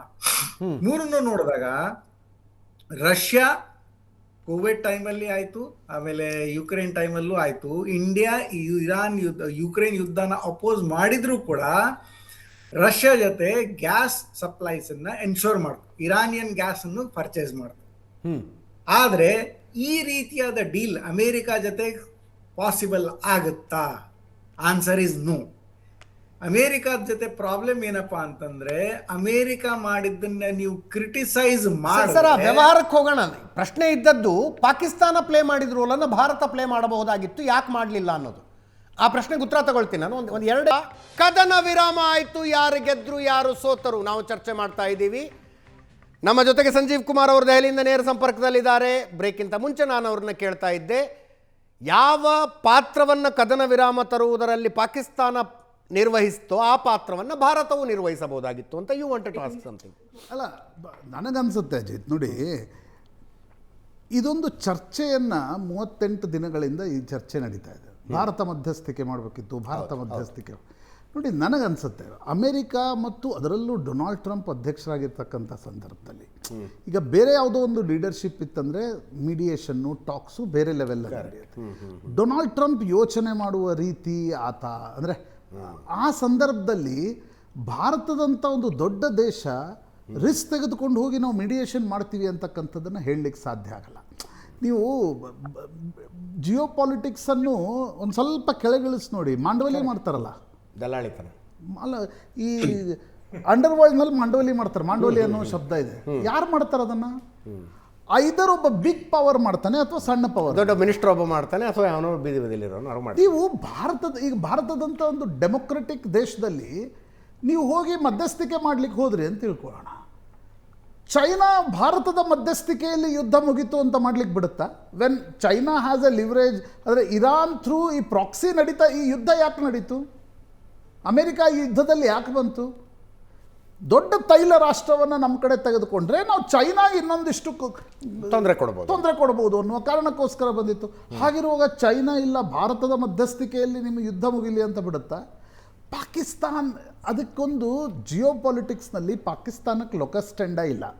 ನೋಡಿ, ಇಂಡಿಯಾ ಪಾಕಿಸ್ತಾನದ ದೃಷ್ಟಿಯಿಂದ ಪಾಕಿಸ್ತಾನ್ ಮಧ್ಯಸ್ಥಿಕೆ ವಹಿಸಿದೀವಿ ಅಂತ ಹೇಳಿರೋದು ಸ್ವಲ್ಪ ಕಳವಳನ, ಅದು ಬೇರೆ. ಅದು ಇಂಡಿಯಾ ಪಾಕಿಸ್ತಾನ್ ದೃಷ್ಟಿಯಿಂದ ನೋಡೋಣ, ಪ್ರತ್ಯೇಕದಲ್ಲಿಡೋಣ. ಗ್ಲೋಬಲಿ ನೀವಿಲ್ಲ, ಈಗ ನಾರ್ವೆ ಅಂತ ದೇಶ, ಸ್ವೀಡನ್ ಎಲ್ಲ, ನಾರ್ವೆ ಇದೆ ಅಲ್ಲ, ಅವು ಮಧ್ಯಸ್ಥಿಕೆ ವಹಿಸ್ತವೆ. ಸ್ವಿಟ್ಜರ್ಲ್ಯಾಂಡ್ ಹೋಸ್ಟ್ ಮಾಡತ್ತೆ, ಯಾಕೆ? ಅದಕ್ಕೆ ಜಿಯೋ ಪಾಲಿಟಿಕ್ಸ್ನಲ್ಲಿ ಯಾವುದೇ ಲೋಕಲ್ ಸ್ಟ್ಯಾಂಡೇ ಇಲ್ಲ. ಅವ್ರದ್ದೊಂದು ಒಪಿನಿಯನ್ ಇದೆ, ಅವ್ರು ಯಾರ್ದೋ ಮೇಲೆ ದಾಳಿ ಮಾಡ್ತಿದ್ದಾರೆ ಅಂತಕ್ಕಂಥದ್ದಿಲ್ಲ. ಜಿನಿವಾದಲ್ಲಿ ನಡೀತವೆ ಅನೇಕ ಮಾತುಕತೆಗಳು. ಹೀಗಾಗಿ ನನಗನ್ಸುತ್ತೆ ಈ ಇಡೀ ಪ್ರಿಪೋಸಿಷನ್ ಇದೆ ಅಲ್ವಾ, ಇಲ್ಲ ಭಾರತ ಮಧ್ಯಸ್ಥಿಕೆ ವಹಿಸಬೇಕು, ಅದು ಸಾಧ್ಯನೇ ಇರಲಿಲ್ಲ. ಭಾರತ ಪಾಕಿಸ್ತಾನದ ತಿಕ್ಕಾಟದ ದೃಷ್ಟಿಕೋನದಿಂದ ಹಂಗೆ ಯೋಚನೆ ಮಾಡೋದು ಕರೆಕ್ಟು. ಆದರೆ ಅಂದರೆ ನೋಡಿ, ಪಾಕಿಸ್ತಾನ್ ಮಾಡಿರೋದಕ್ಕೆ ನಾವು ಕಾಂಪಿಟೇಟಿವ್ ಆಗಿ ನಾವು ಮಾಡಬೇಕಿತ್ತು ಅನ್ನೋದು ತಪ್ಪು. ಕಾಂಪಿಟೇಟಿವ್ ಆಗಿ ಅಂದ್ಬಿಟ್ಟು ಹೇಳ್ತಾ ಇಲ್ಲ ಸರ್. ಇದರಲ್ಲಿ ನಮ್ಮ ದೇಶದ ಇಂಟ್ರೆಸ್ಟ್ ಸಹ ಇಂಪ್ಯಾಕ್ಟ್ ಆಗಿದೆ ಅಲ್ಲ. ಈಗ ನಮ್ಮ ದೇಶ ಆಯಿಲ್ ಪ್ರೈಸಸ್ ಹೈಕ್ ಆಗಿದೆ ಸರ್, ಹಿಟ್ ಆಗಿದೆ ಅನ್ನೋ ಕಾರಣಕ್ಕೋಸ್ಕರ ಗ್ಯಾಸ್ ಪ್ರೈಸಸ್ ಹೈಕ್ ಆಗಿದೆ. ಅದು ಇಡೀ ಪ್ರಪಂಚಕ್ಕೆ it is again because of the Nations interest ನಾವು ಕೇಳ್ತಾ ಇರೋದು. ಮೀಡಿಯೇಷನ್ ಬಗ್ಗೆ ನಾವು ಹೇಳ್ತಾ ಇಲ್ಲ ನಿಮ್ಗೆ. ಮೀಡಿಯೇಷನ್ ಅವರು ಒಂದು ಇದು ಮಾಡಿದ್ದಾರೆ ಅಂದ್ಬಿಟ್ಟಲ್ಲ. ಮುಜಮ್ಮಲ್, ರಷ್ಯಾ ಉಕ್ರೇನ್ ನಲ್ಲಿ ಮೀಡಿಯೇಟ್ ಮಾಡಬೇಕು ಅಂತ ಯಾಕೆ ಹೇಳ್ತಿರ್ಲಿಲ್ಲ ನೀವು? ಏಕಾಏಕಿ ಅಲ್ಲಿ ಇರಾನ್ ಬಂದಿರುವ ಕಾರಣದಿಂದಾಗಿ, ಇಲ್ಲಿ ನರೇಂದ್ರ ಮೋದಿ ಇರುವ ಕಾರಣದಿಂದಾಗಿ ಮೀಡಿಯೇಟ್ ಮಾಡಬೇಕು. I have a different view on this. I have a different view on this. Let me put it across. ಸ್ವಲ್ಪ ದಿನದ ಮುಂಚೆ ಒಂದು ಗಾಜಾ ಅಲ್ಲಿ the same great man Donald Trump ಒಂದು ಬೋರ್ಡ್ ಆಫ್ ಪೀಸ್ ಅಂತ ಮಾಡಿದ್ರು. ಕರೆಕ್ಟ್. ಪಾಕಿಸ್ತಾನಿ ಪ್ರೈಮ್ ಮಿನಿಸ್ಟರ್ ಹೋಗಿದ್ದ ಅಲ್ಲಿಗೆ. ಪ್ರಾಬಬ್ಲಿ ಅಂಥ ಒಂದು ಪರಿಸ್ಥಿತಿ ಬೇರೆ ಯಾವ ಗ್ಲೋಬಲ್ ಲೀಡರ್ಗೂ ಬರಬಾರ್ದು. ಹಿಂದೆ ನಿಂತಿದ್ದಂತಹ Italian prime minister, she was awestruck. ಹೀಗೂ ಒಬ್ಬ ಪ್ರೈಮ್ ಮಿನಿಸ್ಟರ್ ಬಿಹೇವ್. ಟ್ರಂಪ್ ಕರೀತಿದ್ದಾನೆ ಮುಂದಕ್ಕೆ, come you want to say what you told me when I was inside. ಅಂದರೆ ನೀನು ನನ್ನ ಹೊಗಳು ಬಟ್ಟ ಆಗು ಅಂತ ಹೇಳ್ಬಿಟ್ಟು ಹೇಳ್ತಿದ್ದ. ಆ್ಯಂಡ್ ಆ ಮನುಷ್ಯ ಮಾತಾಡ್ತಿದ್ದಾನೆ. ಎಲ್ಲಿ ಇದು ನಡೆದಿದ್ದು? ಗಾಜಾ ಅಲ್ಲಿ. ಅದಕ್ಕಿಂತ ಚೂರು ಹಿಂದೆ ಹೋದರೆ the same great man Donald Trump ಏನು ಹೇಳಿದ? India is a dead economy. We are the fourth largest economy today. India is a dead economy. My question is, why should we go? ಅಷ್ಟೊಂದೆಲ್ಲ ಮನುಷ್ಯ ಹೇಳಾದ್ಮೇಲೂ ಕೂಡ ನಮ್ಮ ಡೆವಲಪ್ಮೆಂಟ್ ನಿಂತಿದೆಯಾ? Pakistan had a necessity to go. ಕಾರಣ ಏನು ಅಂತ ಹೇಳಿದ್ರೆ, there has been 110% fuel hike in Pakistan. India ಆಯ್ತಾ? ವಿ ಹ್ಯಾಡ್ ಸಮ್ ಇಶ್ಯೂಸ್, ಅದು ಗ್ಲೋಬಲಿ ಎಲ್ಲ ಕಡೆನೂ ಆಗಿದೆ. ಗ್ಯಾಸ್ಗೆ ನಮ್ಗೆ ಇಶ್ಯೂ ಆಯಿತು. ನಮ್ಮ ಫ್ಯೂಯಲ್ ಪ್ರೈಸಸ್ ಏನಿದೆ ಜಾಸ್ತಿ ಆಯ್ತಾ ಅದು? ಆಮೇಲೆ ನಮ್ಮ ಒಂದು ಇಂಟ್ರೆಸ್ಟ್ನ ನಾವು ಸೈಡ್ಗೆ ಇಟ್ಟರೂ ಕೂಡ, why should we go to someone who is abusing us? Same Donald Trump operation ಸಿಂಧೂರಲ್ಲಿ ನಾನು ಮಧ್ಯಸ್ಥಿಕೆ ಮಾಡಿದೆ ಅಂತ ಹೇಳ್ಬಿಟ್ಟು ಮುಂದೆ ಬಂದು ಸ್ವಲ್ಪ ದಿನದ ಇದೆ, ಒಂದು probably last week he gave A statement, Pakistani prime minister ನನ್ನ ಹತ್ರ ರಿಕ್ವೆಸ್ಟ್ ಮಾಡ್ಕೊಂಡಿದ್ರಿಂದ ನಾನು ಮಧ್ಯಸ್ಥಿಕೆಗೆ ಬಂದೆ ಅಂತ. ಸೊ ಬೇಸಿಕಲಿ ಹಿ ಅಕ್ಸೆಪ್ಟೆಡ್, ಹಿ ಲೈಡ್. ಈ ರೀತಿಯಾದಂಥ ಪರಿಸ್ಥಿತಿ ಇರುವಾಗ Y should we go? Sir, ಪಾಕಿಸ್ತಾನದ ಗ್ಲೋಬಲ್ ರಿಲೆವೆನ್ಸ್ ಏನಿದೆ, ಜಾಗತಿಕ ಪ್ರಸ್ತುತತೆ ಕೋಲ್ಡ್ ವಾರ್ ನಂತರ ಯಾಕಿತ್ತು? ರಷ್ಯಾ ಪಕ್ಕದಲ್ಲಿ ಅಫ್ಘಾನಿಸ್ತಾನ್ ಪಕ್ಕದಲ್ಲಿ ಪಾಕಿಸ್ತಾನ, ಬಫರ್ ಝೋನ್. ಆ ಕಾರಣದಿಂದ ಪಾಕಿಸ್ತಾನದ ರಿಲೆವೆನ್ಸ್ 1955-56 ನಂತರ ಜಾಸ್ತಿ ಆಯಿತು. ಯಾಕೆ ಅಮೆರಿಕ ಪಾಕಿಸ್ತಾನ ಜೊತೆ ಮೈತ್ರಿ ಮಾಡ್ಕೊಳ್ತು ಮೊದಲು? ಒಂದು. ಎರಡನೇದು, ಅಫ್ಘಾನಿಸ್ತಾನದಲ್ಲಿ ಲಾಡೆನ್ನ ಹುಡುಕಾಟದ ನಂತರ ಅದರದ್ದೊಂದು ರಿಲೆವೆನ್ಸ್ ಅಮೆರಿಕಕ್ಕಿತ್ತು. ಯಾಕಂದರೆ ಒಸಾಮಾ ಬಿನ್ ಲಾಡೆನ್ ಅಲ್ತೋರಾ ಬೋರಾದಲ್ಲೆಲ್ಲೋ ಅಡಕೊಂಡಿದ್ದಾನೆ, ನಂತರ ಆತ ಪಾಕಿಸ್ತಾನದಲ್ಲೇ ಅಡಕೊಂಡಿದ್ದಾನೆ. ಯಾವಾಗ ಒಸಾಮಾ ಬಿನ್ ಲಾಡೆನ್ನನ್ನು ಎಲಿಮಿನೇಟ್ ಮಾಡಲಾಯಿತು, ಅಮೆರಿಕ ಡಂಪ್ಡ್ ಪಾಕಿಸ್ತಾನ್ ಲಿಟ್ರಲಿ. ಅಗೇನ್ ಪಾಕಿಸ್ತಾನಕ್ಕೆ ಇವತ್ತು ಯಾಕೆ ರಿಲೆವೆನ್ಸ್ ಬೇಕಿದೆ? ತನ್ನ ಜಿಯೋ ಲೊಕೇಶನ್ ಅನ್ನು ತನ್ನ ರಿಲೆವೆನ್ಸ್ ಆಗಿ ಬಳಸ್ಕೊಳ್ತಾ ಇದೆ. Because it is next. ಇವತ್ತು ಪಾಕಿಸ್ತಾನದಲ್ಲಿ ಮುನೀರ್ ಇರ್ಬೋದು, ಅಲ್ಲಿನ ಶಹಬಾಜ್ ಶರೀಫ್ ಇರ್ಬೋದು, ಇಷ್ಟೆಲ್ಲ ಯಾಕೆ ಓಡಾಡ್ತಿದ್ದಾರೆ? ಯಾಕಂದರೆ ಅಮೇರಿಕಾಸ್ ಮೈತ್ರಿ ಅವ್ರಿಗೆ ಭಾರತದ ವಿರುದ್ಧ ಒಂದು ಶೀಲ್ಡ್ ಕೊಡುತ್ತೆ ಅನ್ನುವ ಕಾರಣಕ್ಕೋಸ್ಕರ. ಹೌದು, ಅಮೇರಿಕಕ್ಕೂ ಪಾಕಿಸ್ತಾನ ನನಗನ್ಸುತ್ತೆ ಮುಂದಿನ 10 ವರ್ಷಗಳಲ್ಲಿ ಅದರ ರಿಲೆವೆನ್ಸ್ ಇದ್ದೇ ಇರುತ್ತೆ. ಯಾಕಂದರೆ ಅಮೇರಿಕ ಇರಾನ್ ಯುದ್ಧದ ಕಾರ್ಮೋಡಗಳು ಯಾವಾಗಿನವರೆಗೆ ಇರುತ್ತವೆ, ಇರಾನನ ಪಕ್ಕದ ರಾಷ್ಟ್ರ ಪಾಕಿಸ್ತಾನದ ಅವಶ್ಯಕತೆ ಅಮೇರಿಕಕ್ಕೂ ಕೂಡ ಇರುತ್ತೆ. ನನಗನ್ಸುತ್ತೆ ಆ ಅಬ್ಸೆಷನ್ನ ಕಾರಣದಿಂದಾಗಿ ಪಾಕಿಸ್ತಾನಕ್ಕೊಂದು ರಿಲೆವೆನ್ಸ್ ಬೇಕು ಗ್ಲೋಬಲಿ, ಮತ್ತು ಇರಾನ್ನ ಪಕ್ಕದಲ್ಲಿರ್ತಕ್ಕಂಥ ರಾಷ್ಟ್ರ, ಇನ್ನೊಂದು ಇಸ್ಲಾಮಿಕ್ ರಾಷ್ಟ್ರ, ಮತ್ತು ಪಾಕಿಸ್ತಾನಕ್ಕೆ ಅಮೇರಿಕಾದ ದುಡ್ಡು ಕೂಡ ಬೇಕಲ್ವಾ? ಫಾರ್ ಎಕ್ಸಾಂಪಲ್ ನಾನು ಮುಜಮ್ಮಲ್ ಫಾರ್ ಎಕ್ಸಾಂಪಲ್ ಹೇಳ್ತೀನಿ, ಫಾರ್ ಎಕ್ಸಾಂಪಲ್ ನಾನು ಹೇಳ್ತೀನಿ, ನರೇಂದ್ರ ಮೋದಿ ಹೋಗಿ ನನಗನ್ಸುತ್ತೆ Narendra Modi is fed up of Donald Trump's friendship also. ಇವತ್ತಿನ ಸಂದರ್ಭದಲ್ಲಿ ನರೇಂದ್ರ ಮೋದಿ ಹೋಗಿ ಡೊನಾಲ್ಡ್ ಟ್ರಂಪ್ ಪರವಾಗಿ ಇರಾನ್ ಜೊತೆ ಮಾತಾಡಿದ್ರೆ ಆಗ ಏನೇನು ಟೀಕೆಗಳು ಬರ್ಬೋದಿತ್ತು ಯೋಚನೆ ಮಾಡಿ ಅಲ್ವಾ?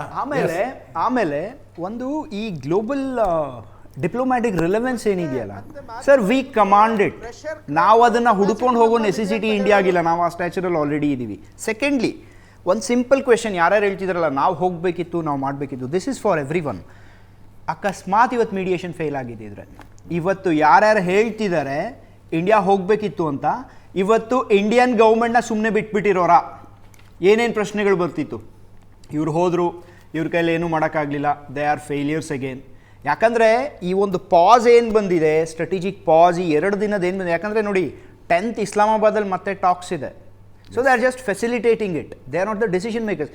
10th ಏನಾಗುತ್ತೆ, 10th ಬರೋವಂಥ, ಯಾಕಂದರೆ ಕಂಡೀಷನ್ಸ್ ಎಕ್ಸ್ಚೇಂಜ್ ಆಗಿದೆ, ಈಗ ಅವರು ಫೈರಿಂಗ್ ನಿಲ್ಲಿಸಿದ್ದಾರೆ ಒಬ್ಬರ ಮೇಲೊಬ್ರು. ನೆಕ್ಸ್ಟ್ ಏನು ಬರುತ್ತೆ ಅನ್ನೋದು ಇನ್ನೂ ಯಾರಿಗೂ ಗೊತ್ತಿಲ್ಲ. ಈಗಲೇ ಸೆಲೆಬ್ರೇಟ್ ಮಾಡೋದು ಬೇಕಿಲ್ಲ that S everything is over ಅಂತ. ಎಸ್, ಈಗ ಈ ಪಾಸ್ ಏನು ಬಂದಿದೆ ಇದರಿಂದ ಎಕಾನಮಿ, ಗ್ಲೋಬಲ್ ಎಕಾನಮಿ ಒಂದು ಸ್ವಲ್ಪ ಸ್ಟೇಬಲ್ ಆಗಬಹುದು. ಈಗ ಅದು ಆಲ್ರೆಡಿ ಆಗಕ್ಕೆ ಸ್ಟಾರ್ಟ್ ಆಗಿದೆ, which is very good. Petroleum rate which is very good, good for every one. ಎಲ್ಲರಿಗೂ ಅದಾಗುತ್ತೆ, ಎಲ್ಲರೂ ಅವರ ಸ್ಟ್ರಾಟಜಿಕ್ ರಿಸರ್ವ್ಸ್ ಏನೇನಿರುತ್ತೆ ಆ ರಿಸರ್ವ್ಸ್ನೆಲ್ಲ ಜಾಸ್ತಿ ಮಾಡ್ಕೋಬೋದು. ಬಟ್ ಯಾವ ರೀತಿ ನೀವು ಅಮೆರಿಕಾನ ನಂಬ್ತೀರಾ ನೆಕ್ಸ್ಟ್ ಅವ್ರೇನು ಮಾಡಲ್ಲ ಅಂತ? ಯಾಕಂದರೆ it is that pot is still boiling, ಅದಿನ್ನೂ ತಣ್ಣಗಾಗಿಲ್ಲ, ತಣ್ಣಗೆ ಆಗೋದು ಇಲ್ಲ. ಲೆಟ್ ಮಿ ಟೆಲ್ ಯು, ತಣ್ಣಗೆ ಆಗಬೇಕಿದ್ದಿದ್ರೆ ಲಾಸ್ಟ್ ಜೂನಲ್ಲಿ ಅಟ್ಯಾಕ್ ಆಯಿತು, ಈಗ ಮತ್ತೆ ಇದು ಅಟ್ಯಾಕ್ ಆಗೋ ನೆಸೆಸಿಟಿನೇ ಇರ್ತಿರ್ಲಿಲ್ಲ. ಯಾವುದೇ ಆ್ಯಕ್ಟಿವಿಟಿ ಇರಾನ್ ಕೂಡ ನಿಲ್ಲಿಸಲ್ಲ, US ಆ್ಯಂಡ್ ಇಸ್ರೇಲ್ ಕೂಡ ಅದನ್ನು ನಿಲ್ಲಿಸಲ್ಲ. ಆ ಒಂದು ಪಾಟ್ ಏನಿರುತ್ತಲ್ಲ ಅದು ಕುದೀತಾನೆ ಇರುತ್ತೆ ಯಾವಾಗಲೂ. ಸೊ ಪರಿಸ್ಥಿತಿ ಈಗಿರುವಾಗ too premature to say that yes everything is settled and Pakistan has done it. ನಾವು ಹೇಳೋ ನೆಸೆಸಿಟಿ ಇಲ್ಲ. Pakistan has done nothing, it is just A postman. ಈಗ 2 ದಿನ ಆದಮೇಲೆ ಅಲ್ಲಿ ಇಸ್ಲಾಮಾಬಾದಲ್ಲಿ ಇವರು ಮಾತಾಡ್ತಾ ಇದ್ದಾರೆ, ಮಾತಾಡಾದ್ಮೇಲೆ ಏನು ಬರುತ್ತೆ ಅಂತ ನೋಡೋಣ. ಅಲ್ಲೂ ಕೂಡ Iran and US, do you think they will listen to Pakistan? Two losers of the world are standing together. But they may not listen to Pakistan, ಬಟ್ ಪಾಕಿಸ್ತಾನದ ಈ ಹೊಸ ಆಕ್ಸಸ್ ಏನಾಗಿದೆ ಅಲ್ವಾ, ಹೌದು, ಇದು ಭಾರತಕ್ಕೆ ಅಲ್ಲಲ್ಲ, ಸ್ವಲ್ಪ ಕಳವಳವನ್ನು- yes, I accept it. ಆ ಒಂದು ಈ ಪಾಯಿಂಟ್ ಇದೆಯಲ್ಲ, I ನಾವು totally ಇಂಡಿಯಾ accept it. ಪಾಕಿಸ್ತಾನದ ದೃಷ್ಟಿಯಿಂದ ಯೋಚನೆ ಮಾಡಿದಾಗ ಈ ಆಕ್ಸಸ್ ಏನಿದೆ ಇದು ಸ್ವಲ್ಪ ಕಳವಳವನ್ನು ಸರ್ ದಟ್ಸ್ ಓಕೆ. ಯಾಕಂದ್ರೆ ಇಸ್ರೇಲ್ ಅಮೆರಿಕನ್ ಆಕ್ಸೆಸ್ ಏನಿತ್ತು ಅದು ಇರಾನ್ನ ಇವತ್ತು ಸೋಲ್ಸಕ್ ಆಗಿಲ್ಲ. Iran is still holding on. ಸೋಲ್ಸಕ್ಕಾಗಲ್ಲ. ಹಾ, ಬಟ್ ಲಿವರೇಜ್ ಆಗಿ Pakistan that's okay, they can use it. We have our own ways. Basically Sanjeev ಕುಮಾರ್ಗಾಗಿತ್ತು ಪ್ರಶ್ನೆ. ನಾವು ಇಲ್ಲಿ ಎಲ್ಲರೂ divert ಹೋಗೋದು- ಆಗ್ಬಿಡ್ತು. ಎಲ್ಲರ ಅಭಿಪ್ರಾಯಗಳು ವ್ಯಕ್ತವಾಗಿದೆ. ಪಾಕಿಸ್ತಾನ ಅಂದ ತಕ್ಷಣ ಎಲ್ರಿಗೂ Yes, ಎಲ್ರಿಗೂ ಒಂದು ಉತ್ಸಾಹ. Sanjeev Kumar sir, We will downplay it no matter Yes. what. We will downplay it. ಈಗ ಮೊನ್ನೆ ಒಂದು ಡಿಬೇಟ್ ಅಲ್ಲಿ ಯಾರೋ ಕೇಳಿದ್ರು, ಎದ್ರೆ ನಮ್ಮ ಕಾಲೇಜಲ್ಲಿ ಯಾವ್ದೋ ಒಂದು ಡಿಬೇಟ್ ಆಗಿತ್ತು ನಮ್ಮ ಡೆಲ್ಲಿ ಯೂನಿವರ್ಸಿಟಿಲಿ. ಈಗ ಫಾರ್ ಎಕ್ಸಾಂಪಲ್ ಯುದ್ಧ ಆಯ್ತಪ್ಪ, ಆಪ್ಷನ್ಸ್ ಹೆಂಗಿರುತ್ತಂತಂದ್ರೆ ಈಗ ಇಸ್ರೇಲ್ಗೆ ಯಾವತ್ತು ಅಮೆರಿಕ ಸಪೋರ್ಟು, ಪಾಕಿಸ್ತಾನಕ್ಕೆ ಏನಾರ ಆಯ್ತಪ್ಪ ಅಂದ್ರೆ ಚೈನಾ ಸಪೋರ್ಟು, ಇಂಡಿಯಾಗೆ ಯಾರಿದ್ದಾರೆ? ಇದು ಯಾಕೆ ಪ್ರಶ್ನೆ ಬಂತಂದ್ರೆ ಮೊದಲು ಕೂಡ ನಾವು 71 65 ಎಲ್ಲ ಬಿಟ್ಟಾಕ್ಬಿಡೋಣ. ಈಗ ನೇಚರ್ ಆಫ್ ವಾರ್ ಚೇಂಜ್ ಆಗ್ತಿದೆ. AI ಟೆಕ್ನಾಲಜಿ ಬಂದಿದೆ, ಪ್ಲಸ್ ಇನ್ಫಾರ್ಮೇಶನ್ ಶೇರಿಂಗು. ಒಂದು ಕಂಟ್ರಿ ಯಾವತ್ತು ಕೂಡ ಸಿಂಗಲ್ ಹ್ಯಾಂಡೆಡ್ ಆಗಿ ಯುದ್ಧ ಮಾಡಕ್ ಸಾಧ್ಯ ಆಗಲ್ಲ. ಎಸ್, ಇದು ಮೀಡಿಯೇಷನ್ಗೆ ಯಾಕೆ ಲಿಂಕ್ ಆಗುತ್ತೆ ಅನ್ನೋದು ಒಂದು ಸಿಂಪಲ್ ಆಗಿ ಒಂದು ಕ್ವಶನ್, ಒಂದು ಆರ್ಗ್ಯುಮೆಂಟ್ ಕೊಡ್ತೀನಿ. ಆರ್ಗ್ಯುಮೆಂಟ್ ಏನ್ ಸಿಂಪಲ್ ಆಗಪ್ಪ ಅಂತಂದ್ರೆ, ಈಗ ನಾವು ಮೀಡಿಯೇಷನ್ ಮಾಡ್ಬೇಕಂತಂದ್ರೆ ಈಗ ಪಾಕಿಸ್ತಾನ ಯಾವ ರೀತಿ ಅಮೆರಿಕದ ಪರವಾಗಿ ಮಾತಾಡ್ತು ಆ ರೀತಿಯಾಗಿ ನಾವು ಮಾತಾಡಿದ್ರೆ ನಾಳೆ ಟ್ರಾನ್ಸ್ಫಾರ್ಮೇಶನ್ ಆದಾಗ ಇದೇ ಪಾಕಿಸ್ತಾನ ಇರಾನ್ ಜೊತೆ ಕೊಲಾಬ್ರೇಷನ್ ಮಾಡಬಹುದು. ಯಾಕಂದ್ರೆ there are no permanent friends and enemies in international relations. ಹೌದು, ಅದು ಯಾವ ರೀತಿ ಕೊಲಾಬರೇಷನ್ ಆಗುತ್ತೆ, ಪ್ಲಸ್ ನಾವು ನಮ್ಮ ಒಂದು ನೇಬರ್ಹುಡ್ ನೋಡ್ಬೇಕು. ಈಗ ಅಮೆರಿಕಾದ ಇಂಟ್ರೆಸ್ಟ್ಗಿನ್ನ ನಮಗಿರೋ ನಾವು ನೇಬರ್ಹುಡ್ ನಲ್ಲಿ ಏನ್ ಸಮಸ್ಯೆ ಇದೆ. ಈಗ ಫಾರ್ ಎಕ್ಸಾಂಪಲ್ ಇನ್ ಟ್ರಯಾಂಗಲ್ ಏನಿದೆಯಲ್ಲ, ಈ ಕಡೆ ಬಾಂಗ್ಲಾದೇಶ್ ಕಡೆಯಿಂದ ಎಕ್ಸ್ಟ್ರೀಮಿಸಮ್, ಚೈನಾ ಸಾಫ್ಟ್ ಕಾರ್ನರ್ ಇದೆ ಆ ಕಡೆಗೆ, ಪಾಕಿಸ್ತಾನ ಪ್ಲಸ್ ಅಫ್ಘಾನಿಸ್ತಾನ್, ಆಮೇಲೆ ಇರಾನ್. ಈ ಎಲ್ಲ ಒಂದು ಕಾಂಟೆಕ್ಸ್ಟ್ ಇಂದ ನೋಡಿದಾಗ ಏನೊಂದು ನಾವು ಸ್ಟ್ರಾಟಜಿಕ್ ಅಟಾನಮಿ ಸೇವ್ ಮಾಡ್ಕೊಂಡು ಬಂದಿದೀವಿ ಈ ನ್ಯೂಟ್ರಾಲಿಟಿಯಿಂದ. ಮೀಡಿಯೇಷನ್ ಮಾಡೋದಕ್ಕೊಂದು ಲೆಕ್ಕಾಚಾರ ಯಾಕೆ ಬರಲಿಲ್ಲಪ್ಪ ಅಂತಂದ್ರೆ, ನಾವೀಗ ಸೈಡ್ಸ್ ತಗೊಂಡು ಯಾವಾಗೂ ಮೀಡಿಯೇಟರ್ ನ್ಯೂಟ್ರಾಲಿಟಿ ಇರುತ್ತೆ ಅನ್ನೋದೊಂದು ಬಹಳ ಒಂದು ವಿಪರ್ಯಾಸ. ಅದು ಒಳಗಿಂದೊಳಗೆ ಒನ್ ಸೈಡೆಡ್ ಇರ್ತಾರ ಅವರು ಅಂತ ಒನ್ ಸೈಡೆಡ್ ಇರುತ್ತೆ. Tashkent agreement is the best example. Tashkent agreement ಅಲ್ಲಿ we lost our prime minister. ಹೌದು, ಫಾರ್ ವಾಟ್ ಎವರ್ ರೀಸನ್ಸ್ ಅದು ಇನ್ನೂ ಸೀಕ್ರೆಟ್ ಆಗಿ ಉಳ್ಕೊಂಡಿದೆ. ಶಿಮ್ಲಾ ಅಗ್ರಿಮೆಂಟ್ ಅಲ್ಲಿ ಅದು ಏನೊಂದು ಕತೆ ಆಗಿದೆ ಅಂತಂದ್ರೆ, ಇದು ಆನಲ್ಸ್ ಅಲ್ಲಿ ಅಥವಾ ಯಾವುದು ಆರ್ಕೈವ್ಸ್ ಅಲ್ಲಿ ಇಲ್ಲ. ಅದು ಆಮೇಲೆ ನಾವು ಅಫಿಷಿಯಲ್ ಜೊತೆ ಮಾತಾಡಿದಾಗ ನಮಗೆ ಗೊತ್ತಾಗಿದ್ದು, ಯಾವಾಗ ಬಹಳ ಹಳೆ ಕತೆ ಇದು.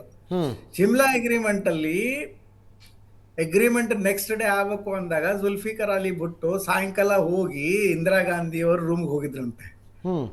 ಅಲ್ಲಿ ಏನ್ ಮಾತಾಡಿದ್ರಪ್ಪ ಅಂತಂದ್ರೆ, ನಾನು ಏನೋ ಇಲ್ಲಿ ಅಗ್ರಿಮೆಂಟ್ ಮಾಡಿ ಹೋಗ್ಬಿಡ್ತೀನಿ, ವಾಪಸ್ ನಾನು ಅಲ್ಲಿ ಹೋಗಿ ಬದುಕ್ತೀನೋ ಇಲ್ಲೋ ಅನ್ನೋದು ಗೊತ್ತಿಲ್ಲ ನನಗೆ, ಹಿಂಗಾಗಿ ನನ್ನ ನೀವು ಸೇವ್ ಮಾಡ್ಬೇಕು.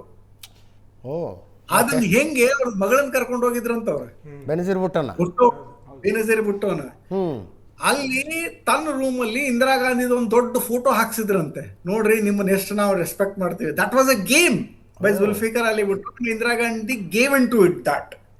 ಇವತ್ತು ಶಿಮ್ಲಾ ಅಗ್ರಿಮೆಂಟ್ ನಾವು ರಿಕವರ್ ಮಾಡಿ ನೋಡಿದಾಗ ನಮ್ಮ ಟೆರಿಟರೀಸ್ ನಾವು ಇದು ಗೇನ್ ಮಾಡಿದ್ದನ್ನು ವಾಪಸ್ ಕೊಟ್ಟು ಏನಾಯ್ತಪ್ಪ ಆದ್ರೆ ಇಲ್ಲಿ ಮೀಡಿಯೇಷನ್ ಕತೆ ಅಂತಂದ್ರೆ, ನಾವು ಇದನ್ನೆಲ್ಲ ಅಗ್ರಿಮೆಂಟ್ಸು ಡೈಲಾಗ್ಸ್ ನೋಡಿದಾಗ ಇವತ್ತು ಇಂಡಿಯಾ ಮೀಡಿಯೇಷನ್ಗೆ ಹೋಗಲಾರದ್ದು ಬೆಸ್ಟ್ ಡಿಸಿಷನ್ ಅಂತ ಅಟ್ಲೀಸ್ಟ್ ನಾನು ಹೇಳ್ಬೋದು.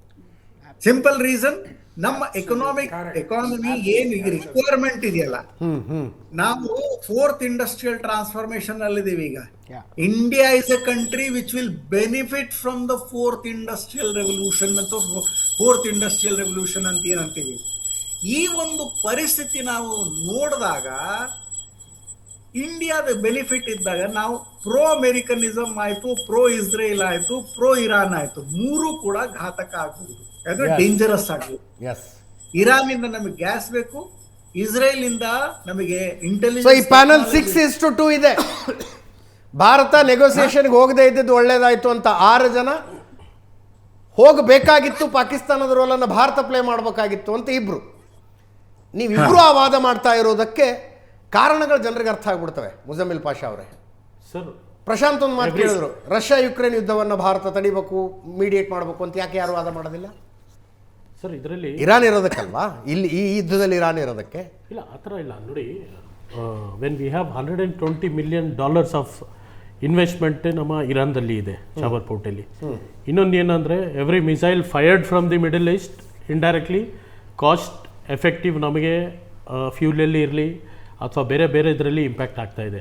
ಎರಡನೇದಾಗಿ ನಮ್ಮ ನಾಗರಿಕರು ಯಾರಲ್ಲಿ ಇರಾನಲ್ಲಿ ವಾಸ ಮಾಡ್ತಿದ್ದಾರೆ ಅವ್ರ ಬಗ್ಗೆ ಏರ್ಲಿಫ್ಟ್ದು ಮತ್ತು ಅವ್ರದ್ದು ವೆಕೇಷನ್ಸ್ದು ಅದೆಲ್ಲ ಇತ್ತಲ್ಲ, ಈ ಸಂದರ್ಭದಲ್ಲಿ ಮತ್ತು ಒಂದು ರಿಲೇಷನ್ಶಿಪ್ ನಾವು since decades we are maintaining the relations, ಆ ರಿಲೇಷನ್ ಬಗ್ಗೆನ ಅಟ್ಲೀಸ್ಟ್ ನಾವು ಮಾಡ್ಬೋದು. ಈ ಪಾಕಿಸ್ತಾನ ಅಂತ ಒಂದು ದೇಶ ಮಾಡ್ತದೆ ಅಂದರೆ we are claiming our self as a ವಿಶ್ವಗುರು. ಸರಿ, ಈ ವಿಷಯವನ್ನು ಮುಂದುವರಿಸೋದ್ರಲ್ಲಿ ಅರ್ಥ ಇಲ್ಲ. ಅವರೊಬ್ಬ ಅಂದರೆ ಒಬ್ಬರು ವಿದೇಶಾಂಗ ಎಕ್ಸ್ಪರ್ಟ್ ಅಲ್ಲಿದ್ದಾರೆ, ಕರೆಕ್ಟ್, ಇಬ್ಬರು ರಿಟೈರ್ಡ್ ಮಿಲಿಟರಿ ಅವರು ಇದ್ದಾರೆ, ಅವ್ರವ್ರದ್ದು ಒಂದು ಒಪಿನಿಯನ್, ಪೊಲಿಟಿಕಲ್ ಪ್ರಶಾಂತ್ ನಾಥ್ ಇದ್ದಾರೆ. ಎಲ್ಲರೂ ಸೇರ್ಕೊಂಡು ಭಾರತ ಈ ವಿಷಯಕ್ಕೆ ಇನ್ನು ನೋಡಿ, ಭಾರತಕ್ಕೆ ಕಳವಳ ಇಲ್ಲ ಇದರಲ್ಲಿ ಅಂತ ಹೇಳ್ತಿಲ್ಲ. ಪ್ರಶಾಂತ್ ನಾಥ್ ಅದನ್ನ ಎಕ್ಸ್ಪ್ಲಿಸಿಟ್ ಆಗಿ ಹೇಳಿದ್ರು. ಅಮೇರಿಕಕ್ಕೊಂದು ಡೈರೆಕ್ಟ್ ಎಕ್ಸೆಸ್ ಪಾಕಿಸ್ತಾನಕ್ಕೆ ಸಿಕ್ಕಿದ್ದು ಭಾರತದ ಪಾಲಿಗೆ ಚಿಂತೆ ಮಾಡೋ ವಿಷಯವೇ. ಆದರೆ ಭಾರತ ಆ ರೋಲನ್ನು ಪ್ಲೇ ಮಾಡೋಕ್ಕಾಗ್ತಿರ್ಲಿಲ್ಲ, ಮಾಡದೇ ಇದ್ದದ್ದು ಒಳ್ಳೆಯದು. I just want to say, Iran ಒಬ್ಬ ಇವರು ಎನ್ವೋ ಯಾರಿದ್ದಾರಲ್ಲ ಇಂಡಿಯಾಗೆ, ಮೊಹಮ್ಮದ್ ಫತೇಲ್ ಅಂತ ಹೇಳ್ಬಿಟ್ಟು, he appreciated India's neutrality in this conflict. ಇದು ನಾನು ತುಂಬ ರೀಸೆಂಟಾಗಿ ಏನು ಇದು ಬಂದಿದೆ ನ್ಯೂಸ್ ಹೇಳ್ತಾ ಇದ್ದೀನಿ. He appreciated India's neutral stand. And ನಾವು ಏನು ಹೇಳ್ತಿದ್ದೀವಿ, ಈಗ ಇಂಡಿಯಾ ಏನು ರೋಲ್ ಹೋಗಿ ಅಲ್ಲಿ ಪ್ಲೇ ಮಾಡಬೇಕಿತ್ತು ಅಂತ, I will add one more statement ಅದಕ್ಕೆ, ನಾವು ಯಾಕೆ ಮಾಡಬಾರ್ದು ಅಂತ. ನಮ್ಮ ರಿಲೇಷನ್ಶಿಪ್ ಆಲ್ರೆಡಿ ಎಷ್ಟು ಸ್ಟ್ರಾಂಗ್ ಇದೆ ಅಂದರೆ, amongst so many countries in the world, ಕೆಲವೇ ಕಂಟ್ರೀಸ್ ಫ್ಲ್ಯಾಗ್ ಇರೋವಂತಹ ಒಂದು ಶಿಪ್ಸ್ನ ಅವ್ರು ಬಿಟ್ಟರು. ಯಾಕೆ ಬಿಟ್ಟರು ಅವರು? They left it for a reason. Friendship ಇಲ್ಲ ಅಂದಿದ್ರೆ ಅವ್ರು ಏನಕ್ಕೆ ಬಿಟ್ಟಿರೋರು? ಇವರೇನು Iranian envoy to India has appreciated it. Neutrality ಅಂದರೆ ಈ ರೀತಿ ಇರಬೇಕು. ಆಲ್ದೋ ಯುದ್ಧ ಪರವಾಗಿ ನಮ್ಮ ಫೇವರಲ್ಲಿ ಇದಾರೆ ಅನ್ಬಿಟ್ಟು ಅವ್ನು ಬಿಡ್ತಾ ಇರೋದು ಅನ್ಬಿಟ್ಟು ಒಂದು ಅಲ್ಲಿ ಇದನ್ನು ಕೊಟ್ರಲ್ಲ, ನ್ಯೂಟ್ರಾಲಿಟಿ ಅನ್ನೋ ವರ್ಡ್, ನ್ಯೂಟ್ರಾಲಿಟಿ ಅನ್ನೋ ವರ್ಡ್ ನಮ್ಮ ಪರವಾಗಿದೆ ಅಂತಲ್ಲ, ನ್ಯೂಟ್ರಾಲಿಟಿ ಅನ್ನೋ ವರ್ಡ್ ಇದೆಯಲ್ಲ ಅದು ನಮ್ಮ ಪರವಾಗಿದೆ ಅಂತಲ್ಲ. ನ್ಯೂಟ್ರಾಲಿಟಿ ಅಂತ ಹೇಳಿದ್ರೆ ಇವ್ರು ಅವ್ರ ಕಡೆಗೂ ಸಪೋರ್ಟ್ ನೋಡಿ. ಯುದ್ಧದಲ್ಲಿ ನಾನು ಹೇಳ್ತಿದ್ದೀನಿ, ನಮಗ್ ಸಪೋರ್ಟ್ ಮಾಡೋರು ಮಾತ್ರ ಇಂಪಾರ್ಟೆಂಟ್ ಆಗಲ್ಲ, ಎನಿಮಿಗೆ ಸಪೋರ್ಟ್ ಮಾಡದಿರೇ ಇರೋಂಥವ್ರು ಇಂಪಾರ್ಟೆಂಟ್ ಆಗ್ತಾರೆ. ಪಾಕಿಸ್ತಾನ ಅವರ ಫ್ಲಾಗ್ ಅನ್ನ ಹೆಂಗೆ ದುರುಪಯೋಗ ಪಡಿಸ್ಕೊಳ್ತು? ಏನಾಯ್ತು ಇವತ್ತು? ತಮಗೆ ಬಂದಿದ್ದು ಅವರ ಮೇಲೆ ದಾಳಿ ಆದಾಗ ಧ್ವನಿ ಎತ್ತಿದ್ರು ಅಂತ, ಕ್ರೂಡ್ ಆಯಿಲ್ ಅಂತ ಸ್ಪಷ್ಟವಾಗಿ ಅವರ ಹೇಳಿಕೆಯನ್ನು ಇನ್ನೊಂದ್ಸಲ ಹೇಳಿ. ಫಾದರ್ ಲ್ಯಾಂಡ್ ಅಂತ ಹೋಗಿ ಅಲ್ಲಿ ಹೇಳಿಕೆ ಕೊಟ್ಟು ಬಂದ್ರಲ್ಲ. ಈಗ ನೀವು ಎಷ್ಟೆಲ್ಲ ಚರ್ಚೆ ಮಾಡ್ತಾ ಇದ್ರ ನಾನು ಕೇಳ್ತಿದೀವಿ. ಯಾಕಂದ್ರೆ ಇವತ್ತು ಇದೇ ಒತ್ತಡ ಹಾಕುವಂತ ಕೆಪಾಸಿಟಿ ನಮ್ಮಲ್ಲಿದೆ. ಲವ್ ಲೆಟರ್ ಬರೆಯೋದು ಬಿಟ್ಟು, ಕಣ್ಣೀರು ಸುರಿಸೋದನ್ನ ಬಿಟ್ಟು ಪ್ರೆಸರ್ ಅನ್ನು ಕ್ರಿಯೇಟ್ ಮಾಡಬೇಕು ಅಂತ ಹೇಳಿದವರು ಇದೇ ನರೇಂದ್ರ ಮೋದಿ. ಈಗ ಇರಾನ್ ಪರವಾಗಿ ನಿಲ್ಕೋಬಾರ್ದು ಅಂತ ಹೇಳ್ತಾ ಇದ್ರಲ್ಲ, ಆಯ್ತು, ಇರಾನ್ ಪರವಾಗಿ ನ್ಯೂಟ್ರಲ್ ಆಗಿದ್ರಲ್ಲ, ಇಸ್ರೇಲ್ ಪರವಾಗಿ ನ್ಯೂಟ್ರಲ್ ಆಗಿರ್ಬೋದಿತ್ತಲ್ಲ. ಇದು ನಮ್ಮ ಫಾದರ್ ಲ್ಯಾಂಡ್ ಅಂತ ಭಾರತದ ನ್ಯೂಟ್ರಾಲಿಟಿ ಇರಾನೇ ಒಪ್ಕೊಂಡ ಮೇಲೆ ರಿಯಾಜ್ ಒಪ್ಕೊಳ್ಳೋದು ಏನ್ರಿ ಸಮಸ್ಯೆ? ಅಮೆರಿಕದಲ್ಲಿ ಎಪ್ಸ್ಟೈನ್ ಫೈಲ್ ಅಲ್ಲಿ ಹೆಸರು ಬಂತಲ್ಲ, ಅದಕ್ಕಾಗಿ ನೀವು ಒಸಾಮಾ ಬಿನ್ ಲಾಡೆನ್ ಅಂತ ಹೆಸರು ತಗೊಂಡ್ರಿ. ಒಸಾಮಾ ಬಿನ್ ಲಾಡೆನ್ ಎಲ್ಲೂ ಎಪ್ಸ್ಟೈನ್ ಫೈಲ್ ಇಲ್ಲ. ಇದೇ ಡೊನಾಲ್ಡ್ ಟ್ರಂಪ್ ಇಂದಿದೆ, ಇದೇ ನಿಮ್ಮ ಇವಂದು ನೇತನ್ಯಾಹುದಿದೆ, ಇಲ್ಲಿಂದ ನಮ್ಮ ಪ್ರೈಮ್ ಮಿನಿಸ್ಟರ್ ಸಹ ಹೆಸರಿದೆ, ಇಲ್ಲಿನ ಮಿನಿಸ್ಟರ್ಗಳದ್ದು ಹೆಸರಿದಾವೆ. ಅದ್ರ ಬಗ್ಗೆ ಸರೆಂಡರ್ ಆಗಿ, ಅದಕ್ಕಾಗಿ ಅಮೆರಿಕದ ಪರವಾಗಿ, ಇಸ್ರೇಲ್ ಪರವಾಗಿ ಭಾರತ ಇದೆ, ನಿಮ್ಮ ಮೇಲೇನು ಒತ್ತಡ ಇದೆ ಅಂತ ಒಪ್ಕೋಬೇಕು ಅಷ್ಟೇ. ಅಲ್ರಿ, ಭಾರತ ನ್ಯೂಟ್ರಲ್ ಆಗಿರುವುದನ್ನು ಇರಾನ್ ಒಪ್ಕೊಳ್ಳುತ್ತೆ. 5 ದೇಶದ ಹಡಗುಗಳಿಗೆ ಅವಕಾಶ ಮಾಡಿಕೊಡ್ತಾರೆ, ಅದರಲ್ಲಿ ಭಾರತದ್ದು ಕೂಡ ಒಂದು. ಭಾರತದ ಫ್ಲಾಗ್ ಇರುವ ಹಡಗುಗಳಿಗೆ ಏನೇನೋ ತೊಂದರೆ ಮಾಡ್ದಂಗೆ ಕಳಿಸ್ಕೊಟ್ಟಿದ್ದಾರೆ. ಭಾರತದ ಪ್ರಜೆಗಳಿಗೋಸ್ಕರ ಬಿಡ್ತಾ ಇರೋದಂತ ನನಗೆ ಅನ್ಸೋದು, ಇರಾನ್ ಆ ಘೋಷಣೆಯನ್ನು ಮಾಡಿದಾಗ ಸಂಕಟ ಆಯ್ತೇನೋ ನಿಮಗೆ? ಹೇಳಿಲ್ಲ ಅವರು, ನಿಮ್ಗಳಿಗೆ ಸಂಕಟ ಆಯ್ತು ಅನ್ಸುತ್ತೆ ನನಗೆ. ಸುಳ್ಳು ಇರಾನ್ ಭಾರತದ ಹಡಗುಗಳನ್ನು ಬಿಡ್ತೀವಿ ಅಂದಾಗ ಸಂಕಟ ಆಯ್ತಾ, ಕಷ್ಟ ಆಯ್ತಾ ಕೇಳೋದಕ್ಕೆ? ಇವತ್ತು ಸೋಷಿಯಲ್ ಮೀಡಿಯಾದಲ್ಲಿ ಅದೇ ಯಾವುದು, ಯಾಕೆ ಭಾರತದ ಪ್ರಜೆಗಳಿಗೆ ಬಿಡ್ತಾ ಇದೀವಿ ಅಂತ ಹೇಳಿದಕ್ಕೆ ಹೆಮ್ಮೆ ಆಯ್ತು, ನಮಗೆ ಹೆಮ್ಮೆ ಆಯ್ತು. ಯಾಕಂದ್ರೆ ಅವ್ರ ಮೇಲೆ ಯುದ್ಧ ಆಗ್ತಾ ಇದೆ ಅಂತ ಧ್ವನಿ ಎತ್ತದವ್ರು ಭಾರತದವರು, ಅದಕ್ಕೆ ಹೆಮ್ಮೆ ಆಯ್ತು ನಮಗೆ. ರಿಯಾಜ್, ನೀವು ನಿಮ್ಮ ಸ್ಟ್ಯಾಂಡ್ ಅನ್ನು ಒಂದ್ಸಲ ಕ್ಲಿಯರ್ ಮಾಡಿ. 38 ದಿನಗಳಲ್ಲಿ ಮೊದಲೇನು ಹೇಳ್ತಾ ಇದ್ರಿ, ಭಾರತ ಇರಾನ್ ಪರವಾಗಿ ನಿಲ್ಲಬೇಕಿತ್ತು ಅಂತಕ್ಕಂಥದ್ದನ್ನು ರಿಯಾಜು ಕೆಲವು ಮಿತ್ರರು ಹೇಳ್ತಾ ಇದ್ರು. ಇವತ್ತೇನು ಹೇಳ್ತಿದ್ದೀರಿ, ಇಲ್ಲ ಭಾರತ ಮೀಡಿಯೇಟ್ ಇದ್ದಿದ್ದೇ ಪರವಾಗಿ ಹೇಳಿ, ಮೀಡಿಯೇಟ್ ವಹಿಸಿ ನ್ಯೂಟ್ರಾಲಿಟಿ ಇರಾನ್ ಪರವಾಗಿ ಇದ್ದಿದ್ದು ಭಾರತ, ಇರಾನ್ ಇರಾನ್ ಪರವಾಗಿ ಭಾರತ ಇದ್ದಿದ್ದು. ಹೇಳಿದ್ರೆ ನಂದೇನು ಅಭ್ಯಂತರ ಇಲ್ಲ, ನಿಮ್ದು ಒಪಿನಿಯನ್ ಅದು ಅಷ್ಟೇ. ಈಗ ರಿಯಾಜ್ ಇಲ್ಲ ನಾವು ಇರಾನ್ ಪರವಾಗಿ ಮುಕ್ತವಾಗಿ ನಿಲ್ಬೇಕಿತ್ತು ಅಂತ ಹೇಳಿದ್ರೆ I will take it is as your opinion. ಹೌದು, ಇರಾನ್ ಪರವಾಗಿ ನಿಂತ್ಕೊಂಡಿದ್ರೆ ಮೀಡಿಯೇಟ್ ಮಾಡಕ್ ಆಗ್ತಿರ್ಲಿಲ್ಲ. ಇರಾನ್ ಶತ್ರು ದೇಶನ, ನಮಗೆ ಒನ್ ಕ್ಲಾರಿಫಿಕೇಶನ್ ನಿಮ್ಮಿಂದ, ಇರಾನ್ ಶತ್ರು ದೇಶನ ಮಿತ್ರ ದೇಶನ ಹೇಳಿ ಸರ್. ಈಗ ನ್ಯೂಟ್ರಾಲಿಟಿ ನಾವು ಡೇ ಒನ್ನಿಂದ ನಾನು ಇದೇ ಪ್ಯಾನಲಲ್ಲಿ ಕೂತ್ಕೊಂಡು ಹೇಳ್ತಾ ಇರ್ತಕ್ಕಂಥದ್ದು ಬರೀ ನ್ಯೂಟ್ರಾಲಿಟಿ ಅಲ್ಲ, ಡಿಸ್ಪ್ಯಾಷನೇಟ್ ಆಗಿ ನ್ಯೂಟ್ರಾಲಿಟಿಯಲ್ಲಿ ಇರ್ತಕ್ಕಂಥದ್ದು ಭಾರತಕ್ಕೆ ಒಳ್ಳೆ ಸಂಗತಿ. But that doesn't mean that we go and mediate. ಆಯ್ತು, ಇಸ್ರೇಲ್ ಭಾರತಕ್ಕೆ ಮಿತ್ರ ರಾಷ್ಟ್ರವ ಶತ್ರು ರಾಷ್ಟ್ರವ? ಅಮೆರಿಕ ಅಷ್ಟು ಅವಮಾನ ಮಾಡ್ತಾ ಇದೆಯಲ್ಲ, ಅಲ್ಲ ಅಮೆರಿಕ ಅಷ್ಟು ಅವಮಾನ ಮಾಡ್ತಾ ಇದೆಯಲ್ಲ, ಇವತ್ತು ಶತ್ರು ದೇಶದ ಜೊತೆಗೆ ಹೊಂದಾಣಿಕೆ ಮಾಡ್ಕೊಂಡಿದೆಯಲ್ಲ, ನಾಳೆ ನಮಗೆ ನಮ್ಮ ದೇಶಕ್ಕೆ ಅಪಾಯ ಇಲ್ಲ ಅಂತ. ಚೈನಾ ಅವಮಾನ ಅಲ್ರಿ, 62ರಲ್ಲಿ ಬೆನ್ನಿಗೆ ಚೂರಿ ಆಗ್ತು ಚೈನಾ. ನಾವು ಅವ್ರ ಜೊತೆ ಟ್ರೇಡ್ ಸಂಬಂಧಗಳನ್ನ ಇಟ್ಕೊಂಡಿಲ್ವಾ? ಚೈನಾ ಮೊನ್ನೆ ಗ್ಯಾಲ್ವಾನ್ದಲ್ಲಿ ಅಟ್ಯಾಕ್ ಅನ್ನ ಮಾಡ್ಲಿಕ್ಕೆ ಪ್ರಯತ್ನ ಪಡ್ತಾ ಇತ್ತು, ಇಟ್ಕೊಳ್ಳಿಲ್ವಾ? ಕೆಂಪ್ ಕಣ್ಣು ತೋರಿಸ್ತೀನಿ ಅಂತ ಹೇಳಿದವ್ರು ಯಾರು? ಯಾಕೆ ತೋರಿಸ್ತಾ ಇಲ್ಲ? ಯಾಕೆ ವ್ಯಕ್ತಿ ಪೂಜೆಯನ್ನು ಮಾಡ್ತಾ ಇದ್ದೀರಾ? ಯಾರು ವ್ಯಕ್ತಿ ಪೂಜೆ ಮಾಡ್ತಿದಾರ್ರಿ? ಡೊನಾಲ್ಡ್ ಟ್ರಂಪ್ ಸರ್ಕಾರ ಮೋದಿ ಹೇಳಿದ್ದನ್ನ ಕೂಡ ಮೋದಿ ಇಲ್ಲ ಅಂದ್ರೆ ದೇಶನೇ ಇಲ್ಲ ಅಂತಿದ್ರಲ್ಲ, ಮೋದಿ ಇಲ್ಲ ಅಂದ್ರೆ ದೇಶನೇ ಇಲ್ಲ ಅಂತಿದ್ರ. ರಿಯಾಜ್, ನೀವು ಎಲ್ಲೆಲ್ಲೋ ಹೋಗ್ಬೇಡಿ, ಮೋದಿ ಇಲ್ಲ ಅಂದ್ರೆ ದೇಶನೇ ಇಲ್ಲ ಅಂತಿರೋದು. ರಿಯಾಜ್, ಎಲ್ಲೆಲ್ಲೂ ಮೋದಿ ಮತ್ತು ಟ್ರಂಪ್ ಮೊದಲಿನ ಗೆಳೆತನ ಮತ್ತು ಪೊಲಿಟಿಕಲ್ ಸ್ಟೇಟ್ಮೆಂಟ್ ಕೆಲಸ ಮಾಡ್ತಾ ನೀವ್ ಹೇಳಿದ್ರಿ, ನೀವೇನಂತ ಹೇಳಿದ್ರಿ? ಶಕ್ತಿಶಾಲಿಯಾದಂತಹ ಪ್ರೈಮ್ ಮಿನಿಸ್ಟರ್ ನಮ್ಮಲ್ಲಿರೋರ್ಗೂ ಉತ್ತರ ಕೊಡುವ ಸಾಮರ್ಥ್ಯ ನಮಗೆ. ನಾನು ಶಕ್ತಿಶಾಲಿ ಪ್ರೈಮ್ ಮಿನಿಸ್ಟರ್ ಹೇಳಿಲ್ಲ, ನರೇಂದ್ರ ಮೋದಿ ಅವರ ಪಾಕಿಸ್ತಾನ ಬಗೆಗಿನ ಪಾಲಿಸಿಯನ್ನ ಹೇಳಿದೆ. ಇಂದಿರಾ ಗಾಂಧಿ ಇದ್ದಾಗಲೂ ಇದೇ ರೀತಿ ಉತ್ತರ ಕೊಡ್ತಿದ್ರು, ಮಧ್ಯದ ಪ್ರಧಾನಮಂತ್ರಿಗಳು ಕೊಡ್ತಾ ಇರಲಿಲ್ಲ ಅನ್ನೋದನ್ನ ಹೇಳಿದೆ ನಾನು. ತೋರಿಸಿ ಸರ್.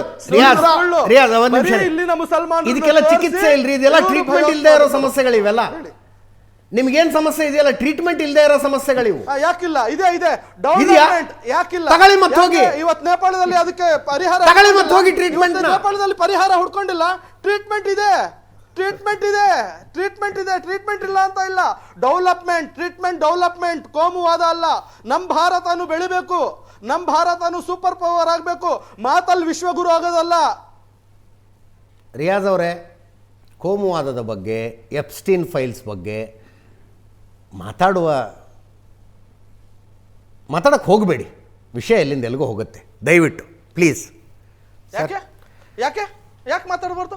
ಯಾಕೆ ಪ್ರಶ್ನೆ ಮಾಡಬಾರ್ದು? ಯಾಕೆ ಅದ್ರ ಬಗ್ಗೆ ಕೇಳೋ ಇದಿಲ್ವಾ ನಿಮಗೆ? ಸಹನೆ ತಾಳ್ಮೆ ಇಲ್ವಾ? ಯಾಕಂದ್ರೆ ಪ್ರಶ್ನೆ ಮಾಡಿದ್ರೆ ಯಾಕಂದ್ರೆ ಅವರು ಎಲ್ಲ ಹಣೆ ಬರೋ ಗೊತ್ತಾಗತ್ತಂತಾನ? ಯಾಕೆ ಕೇಳಬಾರ್ದು? ಅದನ್ನ ನೀವು ಯಾಕೆ ಪ್ರಶ್ನೆ ಮಾಡಲ್ಲ? ಮತ್ತೆ ನೀವು ಬೇರೆ ಎಲ್ಲ ಪ್ರಶ್ನೆ ಮಾಡ್ತೀರಾ. ನಮಗೆ ಬೇಕಾಗಿರುವಂತಹ ಭಾರತದ ಬಗ್ಗೆ ವಿಷಯದಿಂದ ತುಂಬಾ ಹೊರಗೆ ಹೋಗ್ತಾ ಇದೆ. ರಿಯಾಜ್, ಸಬ್ಜೆಕ್ಟ್ ಎಲ್ಲಿಂದ ಎಲ್ಲಿಗೂ ಹೋಗ್ತಾ ಇದೆ. ಎಲ್ಲೂ ಹೋಗ್ತಾ ಇಲ್ಲ. ದೇಶದ ಒಂದ್ ನಿಮಿಷ ದೇಶದ ಸುವ್ಯವಸ್ಥೆ, ನಮ್ಮ ಡೆವಲಪ್ಮೆಂಟ್, ನಮ್ಮ ಟೆಕ್ನಾಲಜಿ ಬಗ್ಗೆನೇ ಮಾತಾಡ್ತಾ ಇರೋದಿಲ್ಲ. ರಿಯಾಜ್, ಎಪ್ಸ್ಟೀನ್ ಫೈಲ್ ಬಗ್ಗೆ ನೀವು ಮಾತಾಡಬೇಡಿ ಅಂತ ನಾನು ಯಾಕೆ ಹೇಳಿದೆ ಅನ್ನೋದು ತಲೆಯಲ್ಲಿ ಸ್ವಲ್ಪ ತಿಳುವಳಿಕೆ ಇದ್ರೆ ತಕ್ಷಣ ಅರ್ಥ ಆಗ್ಬಿಡುತ್ತೆ. ಕರೆಕ್ಟ್, ನಾವು ಮಾತಾಡಬಾರ್ದು ಅದ್ರ ಬಗ್ಗೆ ಅಂತ ಹೇಳ. ಯಾಕೆ ಮಾತಾಡಬಾರ್ದು ಅಂತ ಹೇಳಿ. ಯಾಕೆ ಎಪ್ಸ್ಟೀನ್ ಫೈಲ್ಸ್ ಇರೋ ಶಿಶುಕಾಮದ ಹೇಳಿ.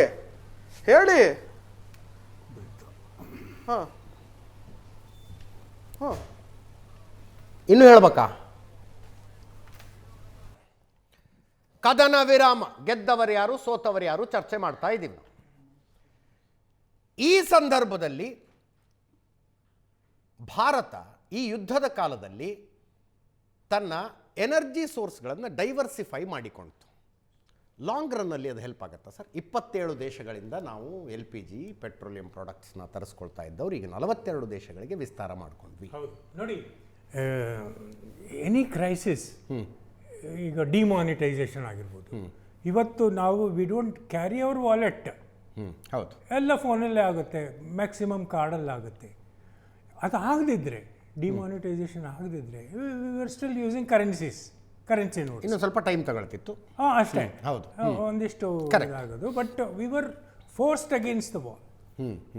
ಈಗಲೂ ಹಂಗೆ ಆಗಿದೆ. Yes. When we are force against the wall about energy, ಈಗ ನೋಡಿ ನಾವು ಗಯಾನದ ಜೊತೆಗೂ ಒಪ್ಪಂದ ಮಾಡ್ಕೊಂಡಿದ್ದೀವಿ, ಅವ್ರಿಗೆ ಏರೋಪ್ಲೇನ್ಗಳು ಕೊಡ್ತಾ ಇದ್ದೀವಿ. Canada, then we establish a new route from Russia to Chennai, ETC ಅಂತೇಳಿ, ಈಸ್ಟರ್ನ್ ಟ್ರೇಡ್ ಕಾರಿಡಾರ್ ಅಂತೇಳಿ. Then we are already in the process of establishing a 7,200 kilometers highway through Iran. Yes. Chabahar ಪೋರ್ಟ್ನಿಂದ ಹೈಫಾಗೆ ಕನೆಕ್ಟ್ ಮಾಡುವಂಥ. ಹಾಂ, just to surpass Pakistan, strategic.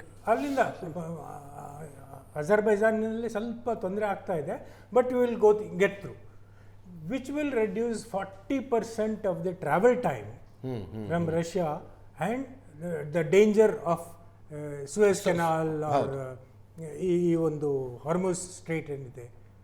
So we are already thinking on that. ಈಗ 6 ತಿಂಗಳಿಂದನೇ ನಾವು ಹಾರ್ಮೋಸ್ನ ಕಥೆ ಏನಾಗುತ್ತೆ ನಿಮ್ಮ ಲೆಕ್ಕಾಚಾರ? ಹಾರ್ಮೂಸ್ನ ಕತೆ ಏನು ಅಂದರೆ, ನಾನು ಹೇಳಿದ್ನಲ್ಲ, Hormuz does not belong to Iran. ಅಲ್ಲ, ಲೀಗಲಿ ಸ್ಪೀಕಿಂಗ್ ಕರೆಕ್ಟ್ ಸರ್. ಹಾಂ, ಈಗ ಅದನ್ನು ಬಲವಂತವಾಗಿ ತಗೊಳ್ಳೋದು ಸ್ವಲ್ಪ ಡೇಂಜರ್ ಅನಿಸುತ್ತೆ. ಯಾಕಂದರೆ ಅಲ್ಲೇ ಹಾರ್ಮೂಸ್ ಜಲಸಂಧಿಯಲ್ಲಿ 2 ಇವಿದೆ, ಒಂದು ಮಿಲಿಟರಿ ಬೇಸ್ಗಳಿದ್ದಾವೆ ಇರಾನ್ದು. ಸೊ ಯಾರು ಈ ಬೆಕ್ಕಿಗೆ ಗಂಟೆ ಕಟ್ಟರು? ಅಮೆರಿಕ ಅಂತ. ಟ್ರಂಪ್ ಕೈ ಎತ್ಬಿಟ್ರಲ್ಲ.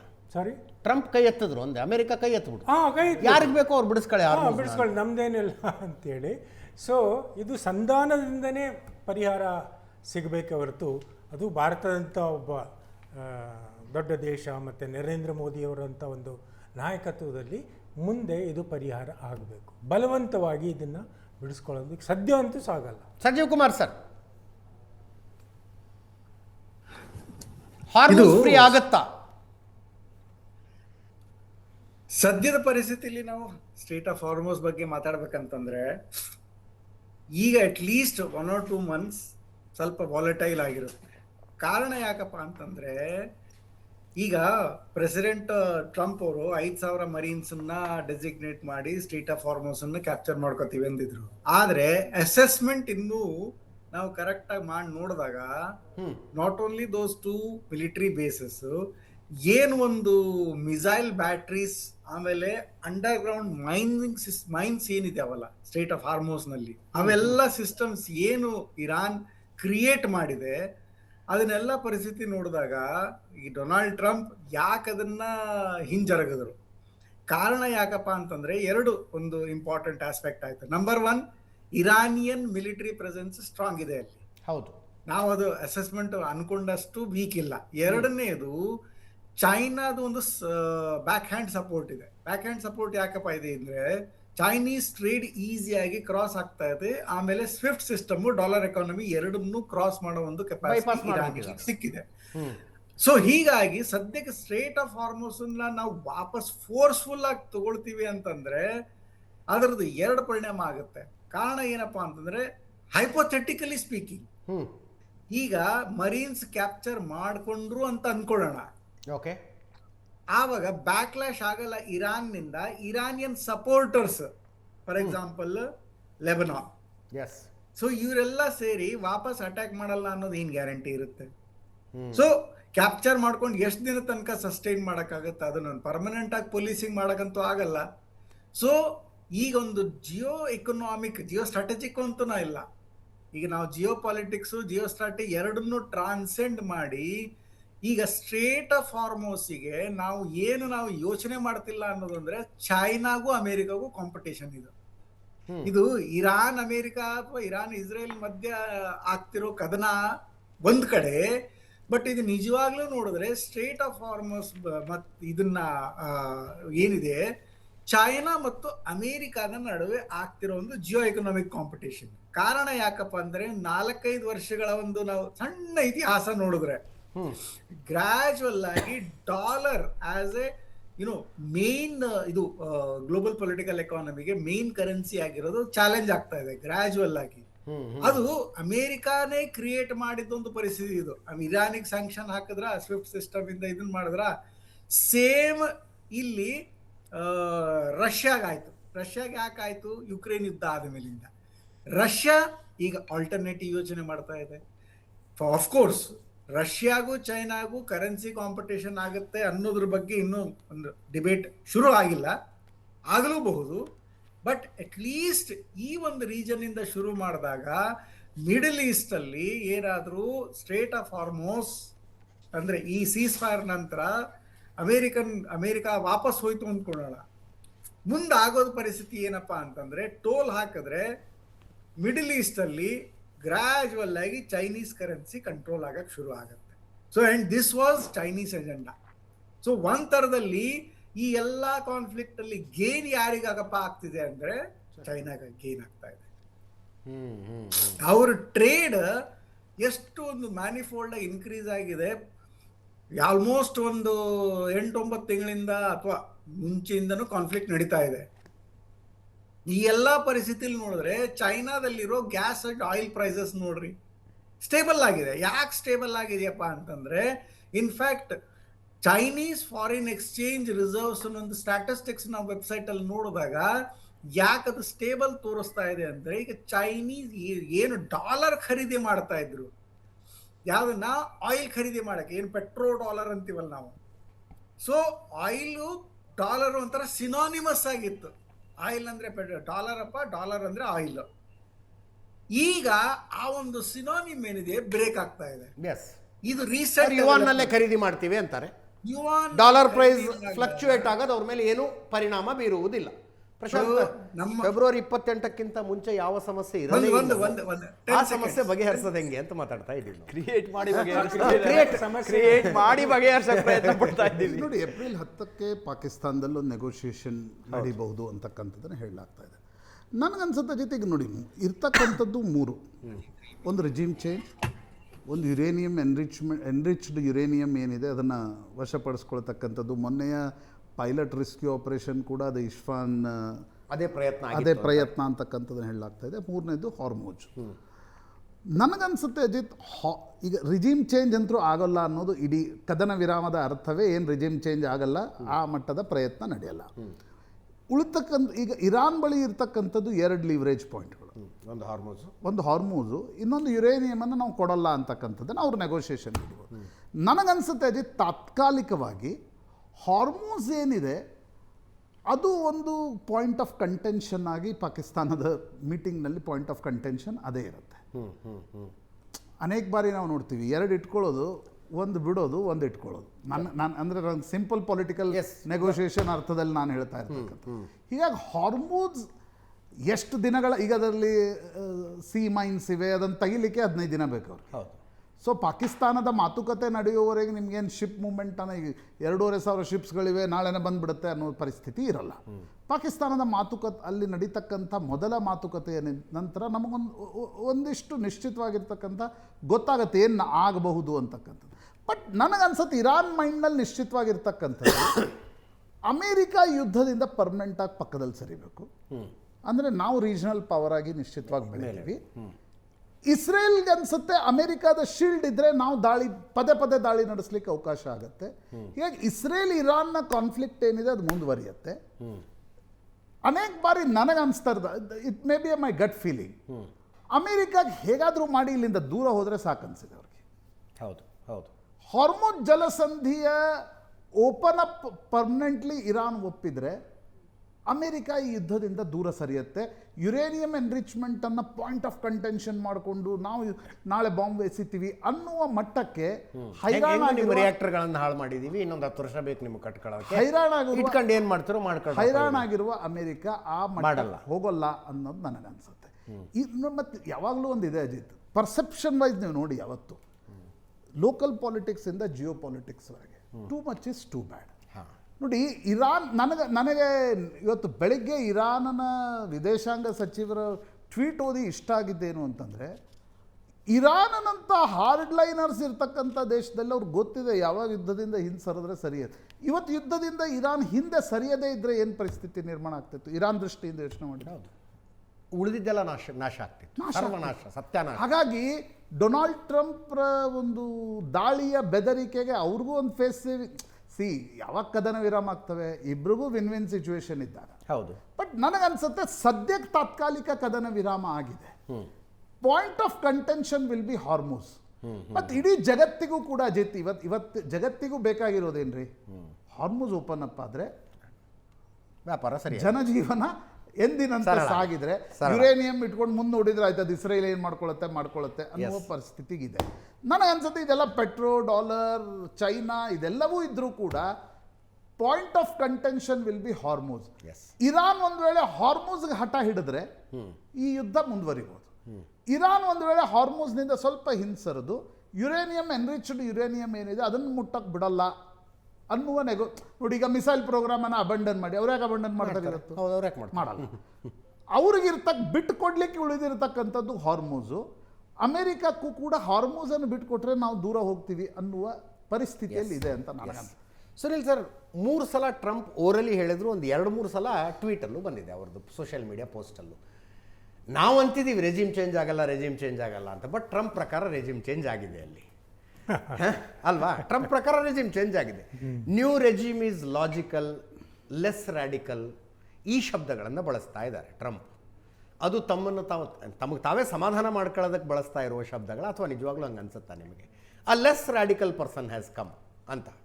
ಟ್ರಂಪ್ ಮಾಡ್ತಿರೋ ಪ್ರತಿಯೊಂದು ಬಲವಂತವಾಗಿ ತಮಗೆ ತಾವು ಸಮಾಧಾನ ಮಾಡ್ಕೊಳ್ಳೋಕ್ಕೆ ಮಾಡ್ತಿದ್ದಾರೆ ಈಗ, because he doesn't have a way out.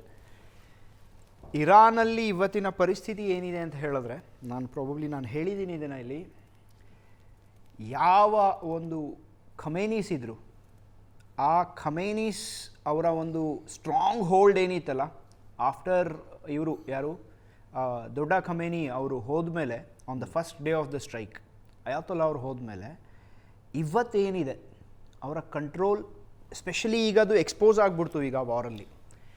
IRGC chief is running the country right now, ನಮಗದು ಗೊತ್ತಿಲ್ಲ.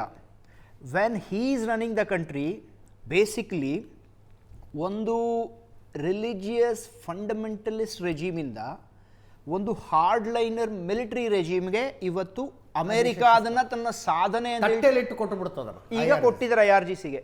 ಇರಾನ್ ಜನದ ಪರಿಸ್ಥಿತಿ ಏನು? 28ನೇ ತಾರೀಕು ಡೊನಾಲ್ಡ್ ಟ್ರಂಪ್ ಏನು ಹೇಳಿದರು, ನಾನು ಬರ್ತಾ ಇದ್ದೀನಿ ಇವತ್ತು ಒಂದು ದಿನದಲ್ಲಿ. ನಾನು ಅವರ ಪೂರ್ತಿ ಟ್ವೀಟ್ ಓದಿದ್ದೆ, ಇದೇ ಸ್ಟುಡಿಯೋಲ್ಲಿ ಕೂತ್ಕೊಂಡು ಆವತ್ತಿನ ದಿನ ಟ್ರೂತ್ ಸೋಷಿಯಲಲ್ಲಿ ಏನು ಬರೆದಿದ್ರು ಅಂತ. ನಾನು ಬರ್ತಾ ಇದ್ದೀನಿ, ಅಮೆರಿಕನ್ ಸೋಲ್ಜರ್ಸ್ ನಿಮಗೆ ಯಾರಿಗೂ ಇವತ್ತಿನವರೆಗೂ ಯಾವ ಅಮೆರಿಕದ ಅಧ್ಯಕ್ಷ ಕೊಡದಿದ್ದಂತಹ ಒಂದು ಗೋಲ್ಡನ್ ಆಪರ್ಚುನಿಟಿನ ಇವತ್ತು ನಾವು ಅಮೆರಿಕನ್ಸ್, ನಾನು ಪ್ರೆಸಿಡೆಂಟ್ ಆಗಿ ಯಾರು ಕೊಡದಿರ ಇರೋವಂಥದ್ದನ್ನು ನಾನು ಕೊಡ್ತಾ ಇದ್ದೀನಿ. ಬಾಚ್ಕೊಂಬಿಡಿ, ಅದನ್ನು ಬಾಚ್ಕೊಂಡು ನಿಮ್ಮ ಏನಿದೆ ಗೌರ್ಮೆಂಟ್ನ ಯು ಟೇಕ್ ಓವರ್ ಅಂತ. ಇವತ್ತೇನಾಗಿದೆ, IRGC ಈ ಒಂದು ಖಮೇನೀಸ್ ಇಲ್ಲ ಈಗ ಪ್ರೆಸೆಂಟ್ ಗೌರ್ಮೆಂಟ್ ಏನಿದೆ ಅವರು ಮಾಡಿರೋವಂತಹ ಒಂದು ಅಪಾಯಿಂಟ್ಮೆಂಟ್ಸ್ನ straight away they are saying we don't care what you say, we don't need your appointments, we will run the country. ಕಾರಣ ನಾವು I'll tell you one thing, ಈ ಕಾನ್ಫ್ಲಿಕ್ಟ್ IRGCಗೆ ಒಂದು ತುಂಬ ಸ್ಟ್ರಾಂಗ್ ಹೋಲ್ಡ್ ಕೊಟ್ಟಿದೆ. Reason is very simple. ಒಂದು, first ಡೇನೇ Khamenei ಹೋಗ್ಬಿಟ್ರು. He was a supreme leader, who was controlling everything. ಎಲ್ಲನೂ ಕಂಟ್ರೋಲ್ ಇದ್ದಿದ್ದು, ಎಲ್ಲ ಪವರ್ ಇದ್ದಿದ್ದು ಅವ್ರ ಕೈಯಲ್ಲೇನೆ ಕಾನ್ಸ್ಟಿಟ್ಯೂಷನಲ್ಲಿ. ಫಸ್ಟ್ ಡೇ ಅವ್ರು ಹೋಗ್ಬಿಟ್ರು. ಅದಾದಮೇಲೆ 2002 ಇಂದ 2007ವರೆಗೂ ಏನು ಅವ್ರು ಸ್ಟಡೀಸ್ ಮಾಡಿದ್ರು ಅದ್ರ ಬೇಸಿಸ್ ಮೇಲೆ ಮೊಸಾಯಿಕ್ ಟ್ಯಾಕ್ಟಿಕ್ ತೊಗೊಂಬಂದ್ರು ಅವ್ರು. ಇದನ್ನು ಮೊಸಾಯಿಕ್ ಡಿಫೆನ್ಸ್ ಅಂತ ಏನು ಕರೀತಾರೆ ಅದನ್ನು. ಇವತ್ತು ಅದೇ ಮೊಸಾಯಿಕ್ ಡಿಫೆನ್ಸ್ ಇಲ್ದಿರ ಹೋಗಿದ್ದಿದ್ರೆ ಇರಾನ್ ಯಾವತ್ತು IRGCಯ ಒಂದು ಬ್ರೈನ್ ಚೈಲ್ಡ್ ಅದು.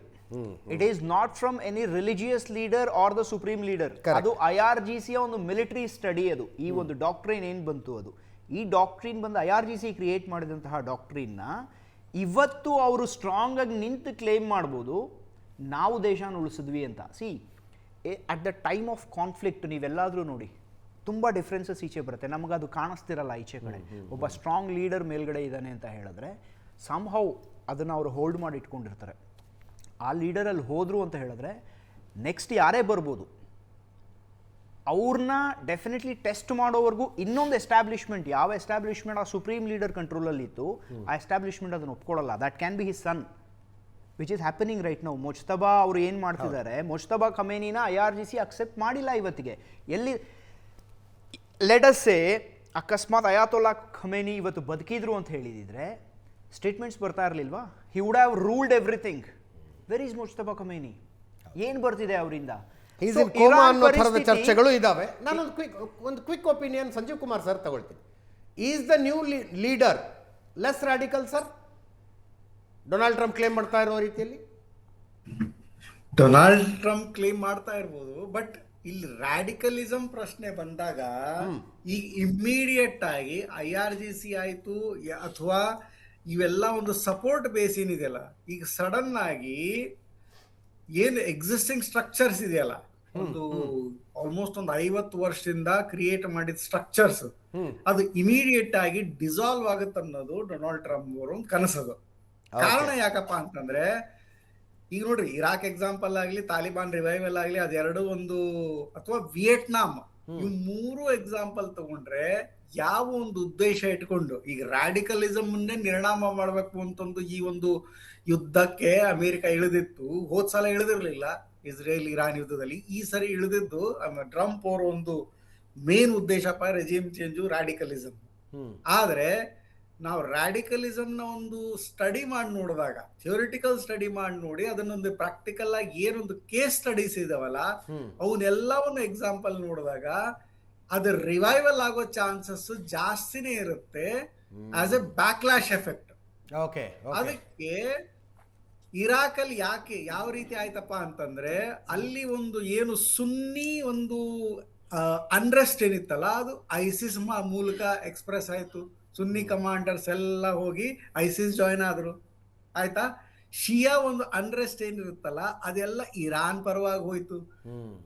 ಅದೇ ರೀತಿಯಾಗಿ ಇವೆಲ್ಲ ಈಗ ನೋಡ್ರಿ, ಲೆಬನಾನ್, ಸಿರಿಯಾ, ಇವೆಲ್ಲದರಲ್ಲೂ ಅಮೆರಿಕ ಇಂಟರ್ವೀನ್ ಆಗಿತ್ತು. ಬಟ್ ಈಗ ಎಂಡ್ ರಿಸಲ್ಟ್ ಏನಿದೆಯಪ್ಪ, ಸದ್ಯಕ್ಕೆ ಬ್ಯಾಕ್ ಟು ಸ್ಕ್ವೇರ್ ಒನ್ ಅಂತೀವಲ್ಲ, ವಾಪಸ್ ಬ್ಯಾಕ್ ಟು ಸ್ಕ್ವೇರ್ ಒನ್. ಈಗ ಸಡನ್ ಆಗಿ ಟ್ರಂಪ್ ಅವ್ರು ಹೇಳಿದ್ರು ಈಸ್ ಲೆಸ್ ರಾಡಿಕಲ್ ಅನ್ನೋದು ಅವರು ಪರ್ಸನಲ್ ಆಗಿರೋದು. ಈಗ ಫಾರ್ ಎಕ್ಸಾಂಪಲ್ ಪಾಕಿಸ್ತಾನದಲ್ಲೂ ಕೂಡ ಇಮ್ರಾನ್ ಖಾನ್ ಬಂದ ತಕ್ಷಣ, ಏನಪ್ಪ ಇಮ್ರಾನ್ ಖಾನ್ ಅಂದ್ರೆ ನಾವು ಚೈಲ್ಡ್ಹುಡ್ ಅಲ್ಲಿ ನೋಡ್ತಿದ್ವಲ್ಲ, ಕ್ರಿಕೆಟರು ಭಾರಿ ಮಾಡರ್ನ್ ಅವು ಇವು.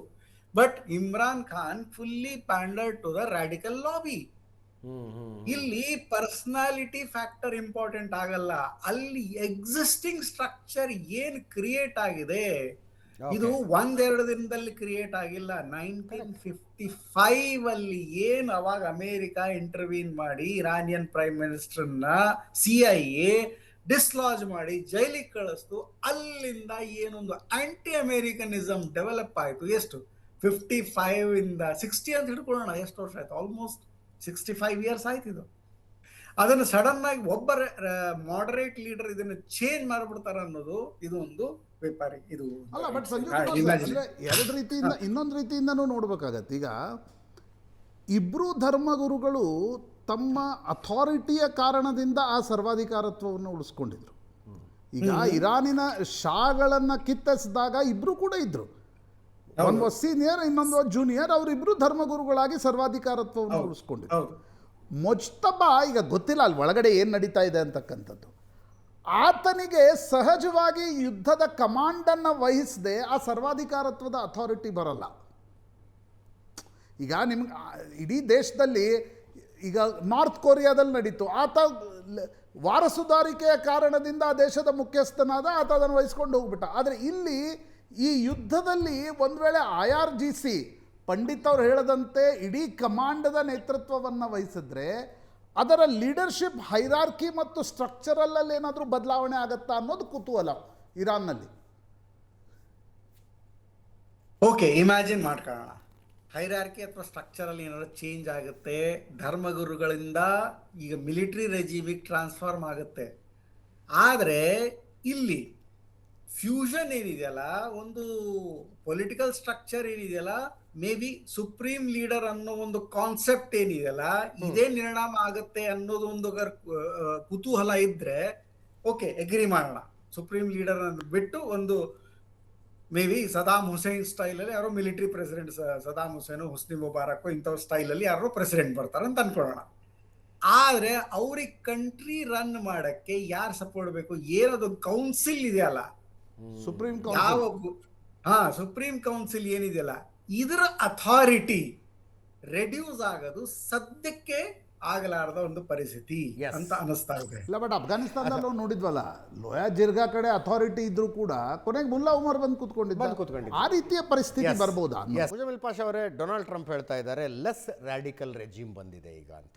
ಮುಂಚಿನಷ್ಟು ಕೋಮುವಾದಿ ಅಲ್ಲ, ಹಾರ್ಡ್ ಲೈನರ್ಸ್ ಅಲ್ಲ ಅಂತ. ಹಾಗೆ ಇರುವುದು ಇರಾನ್ಗೆ ಒಳ್ಳೇದಲ್ವಾ?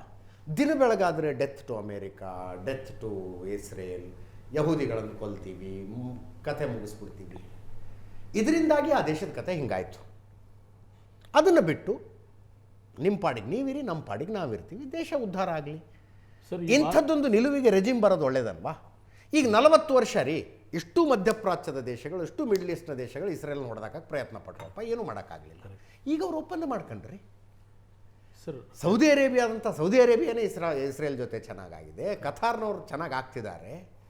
ಉಳಿದ ಅಂಥ ದೇಶಗಳೇ ಸರಿ ಹೋಗ್ತಿರುವಾಗ ಇರಾನ್ಗೆ ಯಾಕೆ ಹಿಂಗೆ? Sign the accords, Abraham accord sign ಆಗಿದೆ, ಅದೇ ಅಬ್ರಾಹಂ step ಅಲ್ಲಿ ಅಕಾರ್ಡ್ ಮುಂದೆ ಆಗಿದೆ. ಹೋಗ್ಬೋದು. ಸರ್, ಇದರಲ್ಲಿ ಏನಾಯಿತು, ಟ್ರಂಪ್ದು ಒಂದು ಅನಾಲಿಸಿಸ್ ಏನಿತ್ತು, ಈ ವೆನೆಜುಲಾ ಇಲ್ಲಿ ಹೋಗಿ ಪ್ರೆಸಿಡೆಂಟ್ಗೆ ಇಟ್ಕೊಂಡು ಸರ್ ಅಲ್ಲ, ಬಂದು ಈ ಒಂದು ಪ್ರಶ್ನೆಗೆ ನಂಗೆ 4 ನಿಮಿಷ ಟೈಮ್ ಇದೆ. ಓಕೆ, ಇರಾನು ಆ ಹಾರ್ಡ್ ಲೈನ್ ಸ್ಟ್ಯಾಂಡನ್ನು ಬಿಟ್ಟು ನಿಮ್ಮ ಪಾಡಿಗೆ ನೀವಿರಿ, ನಮ್ಮ ಪಾಡಿಗೆ ನಾವಿರ್ತೀವಿ ಅಂತ ಯಾಕೆ ಆಗೋದಿಲ್ಲ ಅಂತ? ಸರ್, ಇದರಲ್ಲಿ ನೀವು ನೋಡೋಕ್ಕೆ ಹೋದರೆ ಇರಾನ್ ಜನರು ಇದ್ದಾರೆ, ಅವರೆಲ್ಲ ಸಪೋರ್ಟಲ್ಲಿ ಬಂದುಬಿಟ್ರು. ನೀವು ನೆನ್ನೆ ಇವ್ರು ಅನೌನ್ಸ್ ಮಾಡುವಾಗ ವಿಜುವಲ್ಸ್ ನೋಡಿರಬಹುದು ನೀವು, ಎಲ್ಲ ಜನರೆಲ್ಲ ಈ ಪುಲ್ಸ್ ಮೇಲೆ ಮತ್ತು ಪವರ್ ಪ್ಲ್ಯಾಂಟ್ಸಲ್ಲಿ ಎಲ್ಲ ಇದು ಆಗಿಬಿಟ್ರು. ಸೊ ಹಾಗಾಗಿ ನೀವು ನೋಡಿದ್ರೆ war is more important than the humans life. So ಈ ಡಿಸಿಷನ್ಸ್ ಏನು ತೊಗೊಂಡಿದ್ದಾರೆ, ಈ ಸೀಸ್ ವೈರ್ ಬಗ್ಗೆ ಏನು ತೊಗೊಂಡಿದ್ದಾರೆ, ನನ್ನ ಪ್ರಶ್ನೆಗೆ ಉತ್ತರನೇ ಕೊಡ್ತಿಲ್ಲ. ನೋಡೋಣ, ರಿಯಾಜ್ ಆದರೂ ಕೊಡ್ತಾರಾ ಅಂತ. ರಿಯಾಜ್, ಇಸ್ರೇಲ್ ಪಾಡಿಗೆ ಇಸ್ರೇಲ್ ಇರಲಿ, ನಮ್ಮ ಪಾಡಿಗೆ ನಾವಿರ್ತೀವಪ್ಪ. ಇರಾನ್ ಯಾಕೆ ಹಂಗೆ ಅನ್ಬಾರ್ದು? ಇಸ್ರೇಲ್ ಇರಾನಿಗೆ ಏನು ಮಾಡಿದೆ? ಖಂಡಿತವಾಗಿಯೂ ಇರಾನ್ ಇದ್ರೂ ಸಹ ಇಸ್ರಾಯೇಲ್ ಅವರು ಬಿಡಲ್ಲ. ಯಾಕಂದ್ರೆ ಯಹೂದಿಗಳು ಯಾರಿಗೂ ನೆಮ್ಮದಿಯಾಗಿ ಬದುಕಲು ಬಿಡೋದೇ ಇಲ್ಲ. ಇಲ್ಲಿ ಇಡೀ ತನಕ ಪ್ರಪಂಚವನ್ನೇ ಇಸ್ರೇಲ್ ಇರಾನಿಗೆ ಏನು ಮಾಡಿದೆ? ಭಯೋತ್ಪಾದನೆಯನ್ನು ಸೃಷ್ಟಿ ಮಾಡದೆ ಯಹೂದಿಗಳೇ. ಯಾಕಂದ್ರೆ ಮುಸ್ಲಿಂ ರಾಷ್ಟ್ರಗಳ ಮೇಲೆ, ಈಗ ಫಲಸ್ತೀನ್ ಮೇಲೆ, ಗಾಜಾ ಮೇಲೆ ದಾಳಿ ಮಾಡಿದವರು ಯಾರು? ಹಿಟ್ಲರ್ ಕೊಂದಿದ್ದು ಏನಕ್ಕೆ ಯಹೂದಿಗಳನ್ನ? ಯಾಕಂದ್ರೆ ಯಹೂದಿಗಳ ಇತಿಹಾಸ ಗೊತ್ತಿದೆ ಚೆನ್ನಾಗಿ. ಯಹೂದಿಗಳು ನೆಮ್ಮದಿಯಾಗಿ ಬದುಕಕ್ ಬಿಡಲ್ಲ. ಒಂದ್ ನಿಮಿಷ, ಆಕ್ರೋಶ ಇರೋದು ಇಸ್ರೇಲ್ ಮೇಲಲ್ಲ, ಯಹೂದಿಗಳ ಮೇಲೆ. 100%. ಯಹೂದಿಗಳ ಪ್ರಪಂಚದ ಯಾವ ಭಾಗದಲ್ಲಿ ಇರಲಿ, ಇಸ್ರೇಲ್ ಯಹೂದಿಗಳ ಅಲ್ಲ, ದೇಶನೇ ಅಲ್ಲ, ಯಹೂದಿ ದೇಶಗಳನ್ನೇ ಇಸ್ರೇಲ್. ಯಾಕಂದ್ರೆ ಇವತ್ತು ಇಸ್ರೇಲ್ ಸೃಷ್ಟಿ ಮಾಡ್ತಾ ಇರೋದೇ ಅವರು, ಭಯೋತ್ಪಾದನೆ ಸೃಷ್ಟಿ ಮಾಡ್ತಾ ಇರೋದೇ ಪ್ರವಾದಿ ಈಸಾ ಅಲೈಹಿಸ್ಸಲಾಂ ರವರನ್ನೇ ಆಗಿಲ್ಲ. ಅವರು ಜನರನ್ನ ಹಾಕ್ತಾರ. ಅವರಿಗೆ ಬಡ್ಡಿ ವ್ಯವಸ್ಥೆ, ಅವರ ದಬ್ಬಾಳಿಕೆ, ರಾಜತಂತ್ರಿಕೆ, ಆಮೇಲೆ ಆಡಳಿತ ಬೇಕಾಗಿರುವಂತಹ ವ್ಯವಸ್ಥೆ ಇಸ್ರೇಲ್ನವ್ರದ್ದು. ಹಾಗಾಗಿ ಅವ್ರ ಆತಂಕವನ್ನು ಸೃಷ್ಟಿ ಮಾಡೋದೇ ಇಸ್ರೇಲ್. ಅಲ್ಲಿಗೆ ಇದು ಮುಗಿಯೋದಲ್ಲ ಅಂತ ಮುಸ್ಲಿಮರಿಗೆ ಇರುವ ಯಹೂದಿ ದ್ವೇಷ ಎಲ್ಲಿ ತನಕ ಕಡಿಮೆ ಆಗೋದಿಲ್ವೋ ದಿನವರೆಗೂ ಇಸ್ರೇಲ್ ಯಹೂದಿಗಳ ದ್ವೇಷ ಮುಗಿಯೋದಿಲ್ಲ.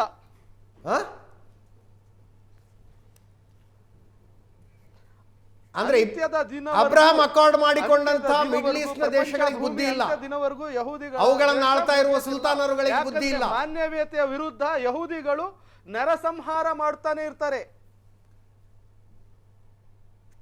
ಕ್ವಿಕ್ ಆಗಿ ಹೇಳ್ಬಿಡಿ, ಇರಾನ್ಗೆ ಇಸ್ರೇಲ್ ಏನ್ ಮಾಡಿತ್ತು?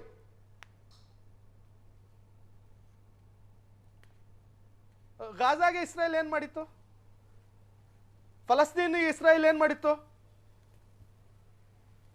ಅಲ್ರಿ, ಅವರವರ ಮಧ್ಯೆ ಲ್ಯಾಂಡ್ ಡಿಸ್ಪ್ಯೂಟ್ ಇದೆ ರೀ, ಜಾಗದ ಗಲಾಟೆ ಇದೆ. ಇರಾನ್ಗೂ ಇಸ್ರೇಲ್ಗೂ ಏನಿದೆ ಅಂತ ಕೇಳ್ತಾ ಇದ್ದೀನಿ. ಬಂದಿದ್ದೆ ಆಶ್ರಯ ಕೊಟ್ಟಿದ್ದು, ಆಶ್ರಯ ಫಲಸ್ತೀನ್ನವರು ಆಶ್ರಯ ಕೊಟ್ಟಿದ್ದು. ಹಾಗಾಗಿ ಇವತ್ತು ಅವ್ರಿಗೇನು ದೇಶ ಇರಲಿಲ್ಲ, ಅವ್ರು ಅಣು ಬಾಂಬ್ ತಯಾರು ಮಾಡ್ತಾ ಇದ್ದಾರೆ, ಅವರು ಇದನ್ನ ದಬ್ಬಾಳಿಕೆ ಮಾಡ್ತಾ ಇದಾರೆ ಅಂತ ಇಸ್ರೇಲ್ ಕೆಣ್ಕೊಂಡು ಅಮೆರಿಕ ಜೊತೆ ಸೇರ್ಕೊಂಡು ಹೋಗಿ ಫೈನಲಿ ಒಂದು ಮಾತು ಹೇಳ್ತೀನಿ, ಇಸ್ರೇಲ್ ಮತ್ತು ಅಮೆರಿಕ. ಇಸ್ರೇಲ್ ಎಲ್ಲಿತ್ತು ಅಂತ ನಾನು ಕುರಾನ್ ಅಲ್ಲಿ ತೋರಿಸ್ತೀನಿ, ಪ್ಯಾಲೆಸ್ಟೈನ್ ಎಲ್ಲಿತ್ತು ಅಂತ ನೀವು ತೋರಿಸ್ಬಿಡಿ ಒಂದ್ಸಲ.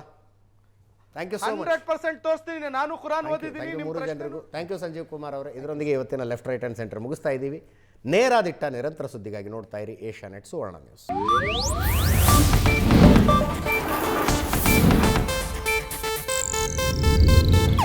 ಇದು ಏಷ್ಯಾನೆಟ್ ನ್ಯೂಸ್ ನೆಟ್ವರ್ಕ್ ಪ್ರಸ್ತುತಿ.